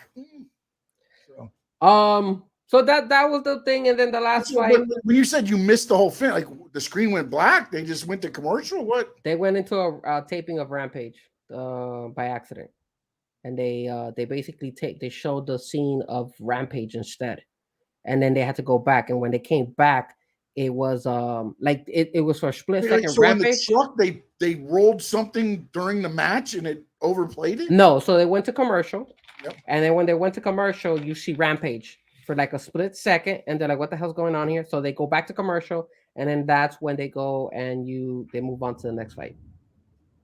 So you don't see the ending of the fight, pretty much. It was a blunder. Right? You know, it is what it is. What can you do? So if you wanted to see who won, you literally had to go to the AEW Twitter account and see the replay. That's what they did. They wanted you to go to social media. Yeah. After that, we had Luchasaurus defending his belt against Shawn Spears. His belt? Is it Christian's belt? Whose belt is it? Is it the Freebird rule? Any one of them can defend it? I don't know, but I love Christian. He's always like taking advantage of it. He's like, it's his belt. I love it. But yeah, he's there, and that fight was okay. I'm not a big fan of Shawn Spears, so whatever. All right, so that was Saturday. Yes, I know you're taking a glance. I'm taking a glance as well. I'm trying to time. We're not gonna spoil it for you. Tony Khan and Warner Brothers, they want to increase the pay-per-views. Talk to me, Sean. What do you think, man? Should they or should they not? You know what's funny? I wanted to put this on the list and I did not. Eric Bischoff had a thing, and I think he's right, man. In his 83 Weeks podcast, he said he thinks that part of this deal with Warner Brothers is that they're part owners of AEW. I think Eric Bischoff hates AEW too. Oh, by all means, possibly so. But here's the one thing why when he explained it, said it, I was like, it got me thinking. One, they don't care about the numbers, the ratings right now. And two, they want them to increase pay-per-view. If they increase pay-per-view, that has nothing to do with Warner Brothers' bottom line, unless they're owners of the company. Now, let me ask you this. How many pay-per-views does WWE have? Do you know, more or less? I think it's 11. I think like that December, January, they usually don't have one. I was trying to look. It's 11 or 12, I think, because they do one like early November and then Royal Rumble's late January. And Karen says does not increase. So these are the AEW pay-per-views, right? We've had Revolution, which was on March the 5th. We had Double or Nothing May the 28th. We had Forbidden Door in June 25th. We have All In on August 27th. And it's official that All Out will also be a pay-per-view because they're selling it as they're going to sell it as a package. So if you buy out All In, you'll get All Out as well. And that's going to be September 3rd. Now, if we look at last year's pay-per-views, they had Revolution as well. They had Double or Nothing. They had Forbidden Door. They had All Out. And then they had Full Gear. So the only difference this year is that they added another one. They added All Out. I'm sorry, All In. All In is the new one. Well, yeah, All In is, because All Out is the one in Chicago, right? Yeah, All In is in Chicago. All Out is is the one in Wembley. All Out is in Wembley? All Out is in Wembley. So Karen, All Out is in Wembley, right? I believe so. All In. Wait, hold on. All Out AEW, let's see. Is that the Wembley show? I believe that's the Wembley show. All Out Wembley or All In Wembley? Now you got me. Now I'm a little bit curious. Because I thought the one they had before was All In. Oh, you know what? You might be right. I may have messed up on that. I can't remember what the pay-per-view was. All Out. All Out. No, All Out was a pay-per-view last year, right? The one last year was this week. Blood and Guts is tomorrow. Yes, Blood and Guts is tomorrow. Oh, okay, yeah. All In is in Wembley. All In is in Wembley. Yeah. Because All Out was their original pay-per-view they had in Vegas one time, and you're right. And everything else. Yeah. So and then you got Full Gear, because Full Gear is going to be probably sometime, I'm assuming in November or something like that is when they usually typically do it. So They've increased it to 6, right? 1, 2, 3, 4, 5, and then 6 with Full Gear. This is my concern. I agree with Karen. They should not. They should not increase it because they're already having a hard time putting some of these pay-per-views, and like we've already seen it where they consistently are putting some of these matches that are not supposed to be on Dynamite or on Collision, and they're putting them there instead of putting it on a pay-per-view. So if you're putting more pay-per-views, I think I think they're gonna make a mistake. I think they're gonna blunder. I think they're gonna run out of ideas. That's the problem. I think that's what's gonna happen with them. They're gonna run out of ideas, and then their pay-per-view numbers are gonna get hurt. And it's all about money. Yeah, well, I think what they need to do is make a schedule of when they do them because, again, I know the all-in thing, the all-in thing came in this year, but you're doing pay-per-view, 2 pay-per-views in 2 weeks. You know, spread them out. If you have 6 pay-per-views, that's one every other month. Well, they weren't planning to do the Wembley one as a pay-per-view, but now they at the last minute they decided to do this change. So yeah, no, but I'm saying, but even if they didn't, I think they still have 6 this year without All In. Yes, they would have had. All In is 7, I believe, right? No. 1, 2, 3, 4, 5. No, 5. They would have had 5 because last year they had 5. Okay, well then, but I mean, then add one more maybe to do one every other month. Well, what that's if that's, you do one every other month, you're fine because then you can build up. You have 6-7 weeks to build up stories in between. Because I think sometimes now the problem they do is they're so like they spread them out so far. You're trying to fill that is true 10 weeks of angles to get to us to a pay-per-view. If you sit in at the beginning of the week and be like, okay, we won't do a pay-per-view in December because Christmas, the holidays. But if we did it in November and we did one in October, one in, and you did it every month and a half, whatever that would be. Yeah. And then I think, because I agree, you don't want to oversaturate it. No, because then you start forcing things and you force matches that aren't, and it's not Peacock. WWE can force it. People are going to watch it because it's only $9.99. People aren't going to pay $49.99 to watch. That's stuff that you can watch on there. There's a big difference there that I think a lot of people don't understand about AEW and WWE is that, look, WWE can just throw something on the wall and make it stick because if you paid $4.99, you can watch it regardless a month. Yeah, they're not trying to sell the pay-per-view, whereas AEW's got to sell you on a pay-per-view to buy it for $49.99. So as I agree with you. You don't want to, but I think you got to do better looking at it and better planning. And I get it. You didn't want to have All In maybe as a pay-per-view at the beginning, but man, it's one of those things to where you got to have this planned out. And the more, thinking about it, it's like, I mean, maybe there's a little bit more to the Warner Brothers deal than not saying they're huge. Maybe it's 80-20, 75-25, 90-10, something like that.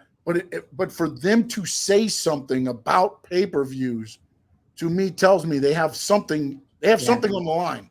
Yeah, they want money. There's something there. And again, they don't. I do agree with what they say. They're not worried about the ratings on the numbers. They're worried about where they place on the night, and that's all you have to worry about right now. That's all you need to worry about. It's a brand new show. They're happy with a new show. And if they're saying they're happy with it, then they're happy with it. And what Karen is saying is true. They're still young. They're still growing. Because if you look at it, and I know that we always have this discussion, you're like, yo, they were doing so well at the beginning. But at the beginning, they never hit 2 million.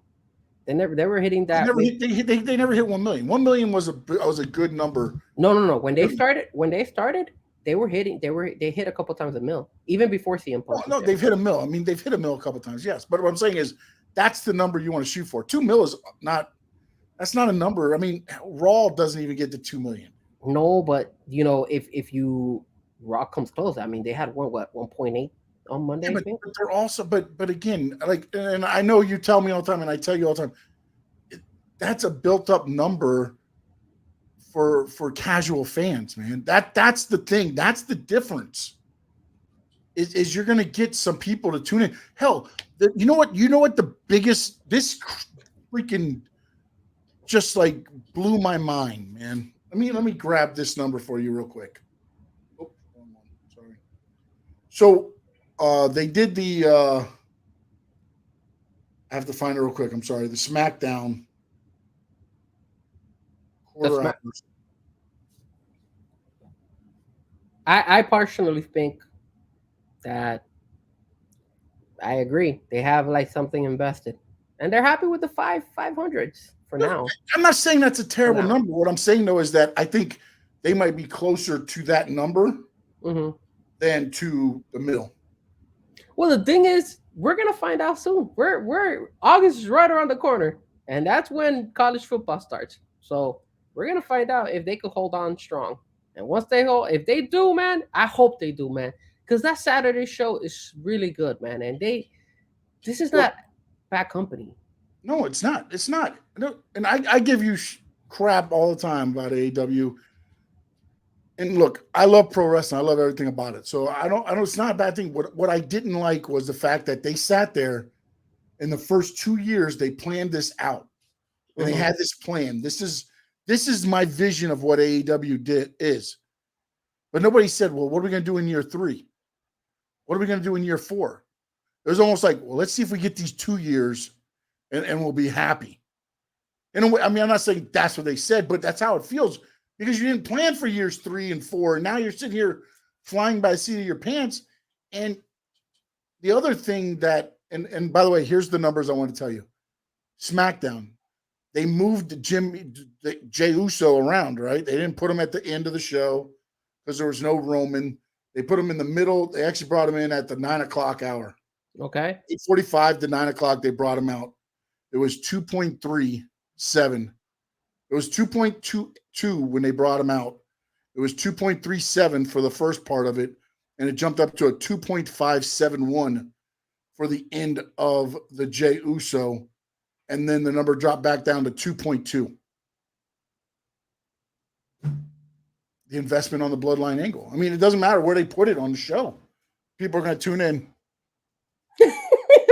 I know people are gonna definitely tune in, man, and it's interesting.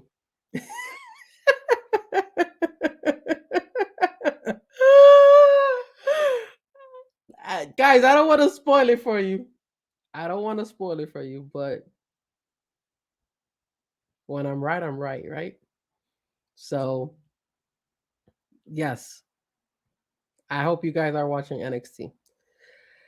When Sean decides to come back, hopefully we're able to continue the AEW conversation. But in the meantime, while we're holding back on the numbers, I'm gonna talk a little bit about as well what happened with AEW. So there was talk about AEW having new rules on what was going on, and the new rules is they had a talent meeting. They had a talent meeting, and the talent meeting basically them. It wasn't a talent meeting. Well, it was a meeting. No, It was a meeting. no. They had a meeting and they had to It was go an ahead and email sent out. they had to. Oh, okay. So I guess it wasn't. I read it wasn't. I thought it was a meeting that they had as No, well. but Tony Khan said today on his talk, these have been instituted forever. So this is the thing. So there are restrictions on some of the moves, and I'm glad that he's reiterating it because I think sometimes these guys forget because of the fact that we've spoken about this, where AEW honestly goes ahead and gives too much autonomy to some of the wrestlers. Some of them don't deserve it, like Moxley. So you got shots in the back of the head, unprotected shots to the head, the buckle bombs, blind moves backwards into the turnbuckle, fencing response to seizure, which you saw what this guy did. That was pretty bad at Forbidden Door. Spitting, which who was it? I think it was the Jeff Jarrett group. That I think it was them that they spit at FTR It was Juice on that one. Robinson. It was Juice Robinson? Mhm. He Okay, my spit on bad. Dax's chest. So I knew somebody had spit on FTR. And then no blood during the crowd. Um it says no bleeding, throwing, no bloody gear tape or any objects being thrown to the crowd, no weapons being thrown to the crowd, no taking drinks. That's for MJF MJF boy. from the guests. So grabbing the drink and pouring it on the poor kid's face. Again, it just I'm glad they reiterated it, and I hope that they add more to it. I hope they add more to it. They need look at Collision again. I guide myself with Collision. It's a very good show without all those extras. Because it's wrestling and entertainment. I mean, that's the thing. It's wrestling and entertainment. They do a little bit of both, a little bit of everything. And the thing with this whole list thing is, though, as Tony Khan pointed out, he's like, well, it's the stuff that has to go through producers. So they can still do this stuff. It's just got to be approved. So we got to know who to blame if something goes wrong. That's what this it's the whole thing to where in AEW you talk to producers. In WWE it's banned. You have to remember the announcers couldn't say professional wrestlers. That was a bad word. Wrestler, bad word. They're superstars. You know what I'm saying? Like it's just one of those things to where they started making a list now. Now they've got to adhere to it a little bit more. And this is really, I think, to just make sure that, okay, if it doesn't get thrown by a producer, then we can hold the talent responsible. If they run it by a producer, then we hold the producer responsible. If they okay it. If they don't okay it and they do it anyways, now we got somebody else to blame. Because again, it goes back to, and this is the one thing where it's lawsuits. It's taking care. Again, they take care of their injured, and these guys are on quote unquote tiered guaranteed contracts. In WWE, you get hurt. Yeah, we'll pay you, but we're paying you your I forget what they call it, the low ceiling. So it's like if you have 75,000 a year, then that's what you're making. Whereas if you're on the road, you're making 150,000 or 200,000. So WWE gets away when people are hurt. They're actually keeping money to themselves in a way. Whereas AEW still pays your salary and they pay for your, for your stuff. So they've got to start, I believe, it's probably more to do with like insurance and everything else, having stuff there to be like, okay, we protected our asses. Now, because you can't keep going. You can't be the wild, wild west every week, man. You can. I mean, dude, John Moxley went to Japan and stuck freaking in his heads. Those skewers. Yeah, man. And that's what I was telling you, that some wrestlers don't deserve that autonomy. Oh, and then also like the other thing that made me mad, and I know we're gonna get into in a minute, is this. You have Ring of Honor this week. And something came out in the call today. And he was like, we had to change everything up because Eddie Kingston wanted to go do the G1 Climax. Eddie Kingston is an AEW contracted wrestler.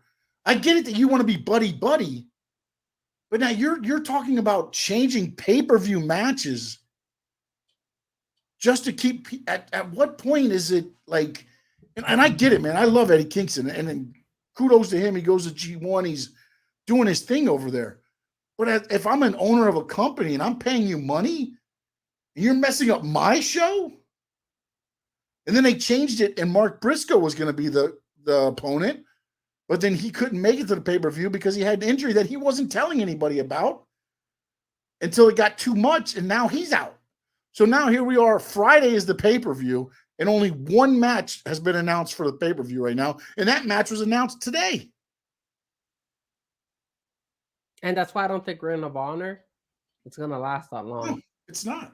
It's not. At this point, I think they should honestly make Ring of Honor what NXT is. Move your people down that need the ring time. Move Samoa Joe up. Move the guys that are on the AEW and everybody's roster already. Move them up and just make it that. I mean, look at all their Ring of Honor champions. What have they been doing? They all have been losing recently. Every single one of them. Like Samoa Joe lost. Athena lost. Yeah. And they're the Ring of Honor champions. That's why That's why I say they shouldn't come with the titles. Because then when you lose, it's just Samoa Joe losing. You don't have to announce them, ladies and gentlemen, the Ring of Honor TV champion, Samoa Joe. No, ladies and gentlemen, Samoa Joe. They In announced, AEW, he's Samoa Joe. yeah, but the whole them bringing the title, if they bring the title, I don't care. If they're announcing it, I have to be more detailed with that. I'm gonna tune in next time to see if there are. I know they put it on the screen that they're the Ring of Honor champions, but I didn't know that they were saying the Ring of Honor champion Samoa Joe. I thought they were just saying Samoa Joe. I thought Either that's way, what if they were you're doing. bringing the belts out and you're losing, Yeah, but I mean, bringing the belt, no, man, we that it, shit back. it's a lot. It's a lot of it's a lot of all these. This is what happens when you have so many. You let these guys go everywhere. That's why you see Kenny Omega wear belts from New Japan. You have Willow when she was wearing the New Japan belt. Yes, but again, Then Willow loses. Willow won the match when she had the title because she defended that title on AEW TV. Yeah. No, but I'm saying, but I mean, no, but look, man. To me, and again, this is the old school of me coming out. You're diminishing that title by having Joe wear that title to lose to CM Punk. I don't think so. You're diminishing that title by having Athena walk out and lose to Willow as the Ring of Honor champion. Yes. No, I don't think so. I don't see it like that. I don't see it like that. That's where we don't see eye to eye. Because we know that they're Ring of Honor and AEW. Okay, there. Let's play superhero. In AEW, she can't beat Willow. But when she goes to Ring of Honor, she can. But you're not gonna put Willow in Ring of Honor. That doesn't make any sense. She's been there. She's wrestled there. I know, but you shouldn't put her in there. They shouldn't. Well, they did. I know they did, but they shouldn't. They shouldn't put her in there because obviously she is getting the pop in AEW. So you leave her in AEW. That's why I kept telling you that they need to keep the roster split. Because if you keep the roster split, you're not gonna run into this. You're gonna be able to. I don't know. They just need to bury it at this point. Yeah, they're not doing so great with Ring of Honor. I mean, I'll tune into the pay-per-view. But we've been talking a lot about AEW. One last thing before we kind of are coming to the end of the show. Blood and Guts tomorrow. Once again, I mean, look at the title, Blood and Guts. It's always gonna be a crazy one. That big cage match. You got the 5 against the other 5. You got Pac, the return of Pac. What a big pile of Pac that was. Pac came back. God, he did a home run grand slam with one, and the other one was just like. Burr, burr, burr. Pac was there. You got Pac, Takeshita, Claudio, Moxley, Wheeler against Kenny, the Bucks, Hangman, and Kota Ibushi. How do you say his name? Ibushi. And you know what? Golden Lovers. And you know what? That goes to show you. And remember, we were talking about this. Remember, you were saying, "Hey, how does this Forbidden Door and all that stuff work?" Look at him being now in WWE, in AEW. He had left New Japan a while ago. They were waiting to debut him. He's been. This is the worst kept secret ever. Yeah, they were just waiting for a time to debut him, and they couldn't figure out when, and this became the perfect time. And it's a home run, man, dude. This he's fabulous, dude. Yeah, man. Him and Kenny fought each other. They've been tag team partners. Everything else under the sun, man. I just didn't like the fact that, like just Pac just like doesn't do it for me, man. As the 5th person for the other team, it's like, okay, but we'll see. It was okay. So yeah, that was our AEW. Shout out also to Nick Wayne. He did a phenomenal job with Swerve. I think that they got that right, and I'm happy that Swerve won. I am happy that Swerve won. Yeah. I hope they put Swerve, and I hope they start making that feud. I didn't like the way they did, like I'm gonna break his arm and all that. Just beat him, man. Just beat him. But yeah, so now quick takes. Talk a little bit quick takes, a little bit of indie. I'm gonna let you take charge in this one. Yeah, Eric Young made his return back at the Impact pay-per-view with teaming back up, making Team Canada with Scott D'Amore. A lot was said because I guess Eric Young quietly asked for his release once Vince McMahon came back into power. He said, "I can't work for Vince McMahon. I just can't, morally, I can't do it." So he was released. And also, I think he was released because he was supposed to be another one of the family members for Bray Wyatt. And with the Bray Wyatt and everything not working the way it was supposed to, they let him go. And then his 90-day clause ended last week, which was when Scott D'Amore called him and said, hey, because remember, Impact killed him off, literally killed him off. Like they burned him, they buried him, Eric Young here lies. They did the whole thing. Like they're like, we couldn't bring PCO back to life. Do you think you can come back to life? And then that's when it became Eric Young. Also on the same pay-per-view, Trinity beat Dina Pizarro. I forget the last name. But she is the new women's champion. Mercedes was there, Mercedes Moné, and also Tamina Snuka was there as well, celebrating with her there. It was a good pay-per-view overall. I saw bits and pieces. I did not order it. I just saw the highlights of the thing. I'm not ordering an Impact pay-per-view. I looked it up, $40. Was not happening. Sorry. Not happening. Don Callis, AAA, they set up a fake press conference thing to where Kushida could come out and basically attack Omega, and then Callis could lay in a couple more shots. Somebody didn't wisen up one of the photographers there. He ended up trying to choke out Don Callis. That was really good. And then they wisened him up, and everything has been A-OK since then. Reality of Wrestling, that is Booker T's federation. They saw the debut of the son of Umaga, Zilla Fatu. He is now wrestling. He was victorious in his debut match. And afterwards, he was asked, Team Roman or Team J?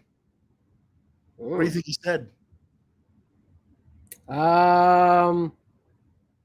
Team Roman. Team J. He's about respect. Oh, my God. Wait, I'm going to see if I could share this with you since you talked about it, which was the here we go, Don Callis. So we got that way we could show it to the fans, whoever didn't see it. See if you could show that. Go ahead and widen it up on yours. Hold on, let me see if I could get Make it it full screen. Can I make it full screen? Yeah. Oh, here we go. I got you. Good. All right. Going up. No. I muted it that way. Yeah. They don't get it. So that's Callis there. Now he'll do a couple sneaks in. And now watch the photographer coming up right about you'll see some short slide in there, right there, that the yellow pants. Yeah, that guy right there. Grabs him, trying to choke him. And right there, they're telling him, no. And if the audio is up, you'll hear people going, oh, no. Yeah. And because of that, he's not going to be in Dynamite. He's not in Dynamite this week. So. Well, if you watch his legs get intertwined with the guy. I wonder if he didn't suffer a knee injury. Watch this. Watch right here. Watch right there. Coming up right there. Boom. See it? Oh, yeah. And Don Callis is old, man. Yeah. I mean, he's not as you know. That was interesting. Look at my boy Takeshita whooping that butt. So that was there. And that was after, by the way, Vikingo beat Kenny Omega in AAA. Vikingo, baby. Vikingo. Yes. All right. I guess what do we got left? Performer of the week. My performer of the week is none other than Dominic Mysterio. I think Dominic is going to do a phenomenal job in NXT. I think if you guys did not tune in, like I said, I'm not a big NXT fan, but I have the feeling that he represented the Judgment Day today in NXT really well, and I have it recorded. As soon as I'm done here with you guys, I will definitely go downstairs, probably watch the wrestling fight. I'll probably pop like a beer or a champagne or something just to celebrate because I'm pretty sure he won that match. I just my gut feeling saying that he definitely should have won that. So if he didn't win it, WWE is dropping the ball. But I have a feeling that they did the right thing. Dominic Mysterio. All right, my performer of the week is all of you guys in the chat. Make sure you hit the smash that like button too on the way out. If you can, subscribe to the channel here every time we go live every Tuesday night. And Subtle Sean. Yeah. Well, my performer of the week basically is. He had his moment. You saw when he just left me on the screen. That's when he went behind the scenes and yelled. I broke my tablet won't turn on anymore. Sean, it's cracked. I am telling you something. I'm telling you something, man. somebody in WWE is watching our show and they're realizing it. And then And Karen said mine. It's going to be actually. I'll go all four of them, gentlemen. FTR, Juice Robinson, and Switchblade Jay White. All four of them amazing. kicked ass for a full hour and went right up to it. I think it was 58 minutes, and then delivered the finish that the way it needed to be finished. Yes, and sir. then keep it going a little bit longer. They didn't shake the hands. He spit on them and did all that. So that's my performers of the week. And for anybody that hasn't watched NXT, just know that I will never watch NXT again. Tuesday nights, I'm free for this show only. Don't say that, man. Yeah, I'm done with it. I'm done with it. It's ridiculous. Ridiculous? Don't get mad because WWE is finally getting it right. Don't get mad. It tends. This is what happens when you listen to Mr. AEW / Mr. WWE now, because I'm getting it right in WWE, bro. What does it do to help with the program? Like what does it do? Right now we can't spoil it for you fans out there. So, but it is past 10, so it on the East Coast side. So, but not on the West Coast. So we don't want to spoil it. Let's not spoil it. Let's give shout out to everybody in the chat. Karen, EWD Jr., no doubt, Cap for life. That Nicholas guy. Let's see here. We got Karen, Cap for life. Terry, Giovanni Perez, Karun. Appreciate you, Armando V, Frank Zito. They talk Tony Zags. I don't think I said him yet. No doubt. I just like saying your name better now because I know Frankie's the Gator. Yeah. And now I just want to make him mad. Terry, 90 miles from Cuba. The great Chad, appreciate you. Let's see here. My dad, appreciate you as always tuning in for our 2-hour spectacular. Josh, appreciate you. No doubt. Once again, love you, my man. Love you. Frankie Fresco, want to thank you for jumping in on there. And Steven Gonzalez there, yes. First in the list? First in the list there, by the way. He said, let's get it, baby. What up, Sean and Frankie? Hope you guys have an awesome show. I'll be here every step of the way. Well, hopefully we had a good enough show for you guys. And we appreciate you for being on with us every step of the way. And in the words, well, first off, make sure you follow us at Sean_Stanley11. That's on everything.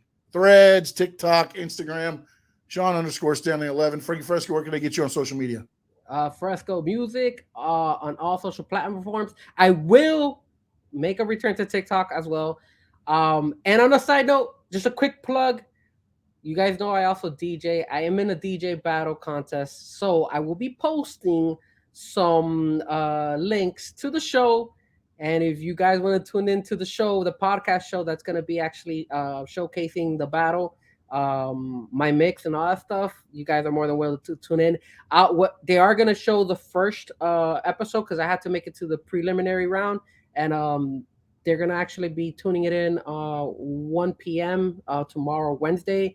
If you want to know where it is, I'll put the link on my Twitter account, and I'll also put the link on my Instagram stories. That way you guys can see it. At 1 o'clock, you could listen to it. I was kind of like I think I was like the fourth person on the mix. Try to do a little bit here and there. I'm going to go a little bit better, more intense, because I want to win this contest, you know. It's the first one. It's the first one I'm actually battling. We got a lot of things going, guys. Sean, we have to go to the road show, the one of the WWE one. I still haven't. There's plenty of tickets. Remember? Yeah, there's plenty of tickets, and I might have to talk. I have to talk to you after the show. Talk to you. And you know that if Judgment Day is gonna be there, we have to be there, Sean. It's a super show. They'll be there. Oh, it's a super show. It's both all brands that will be there.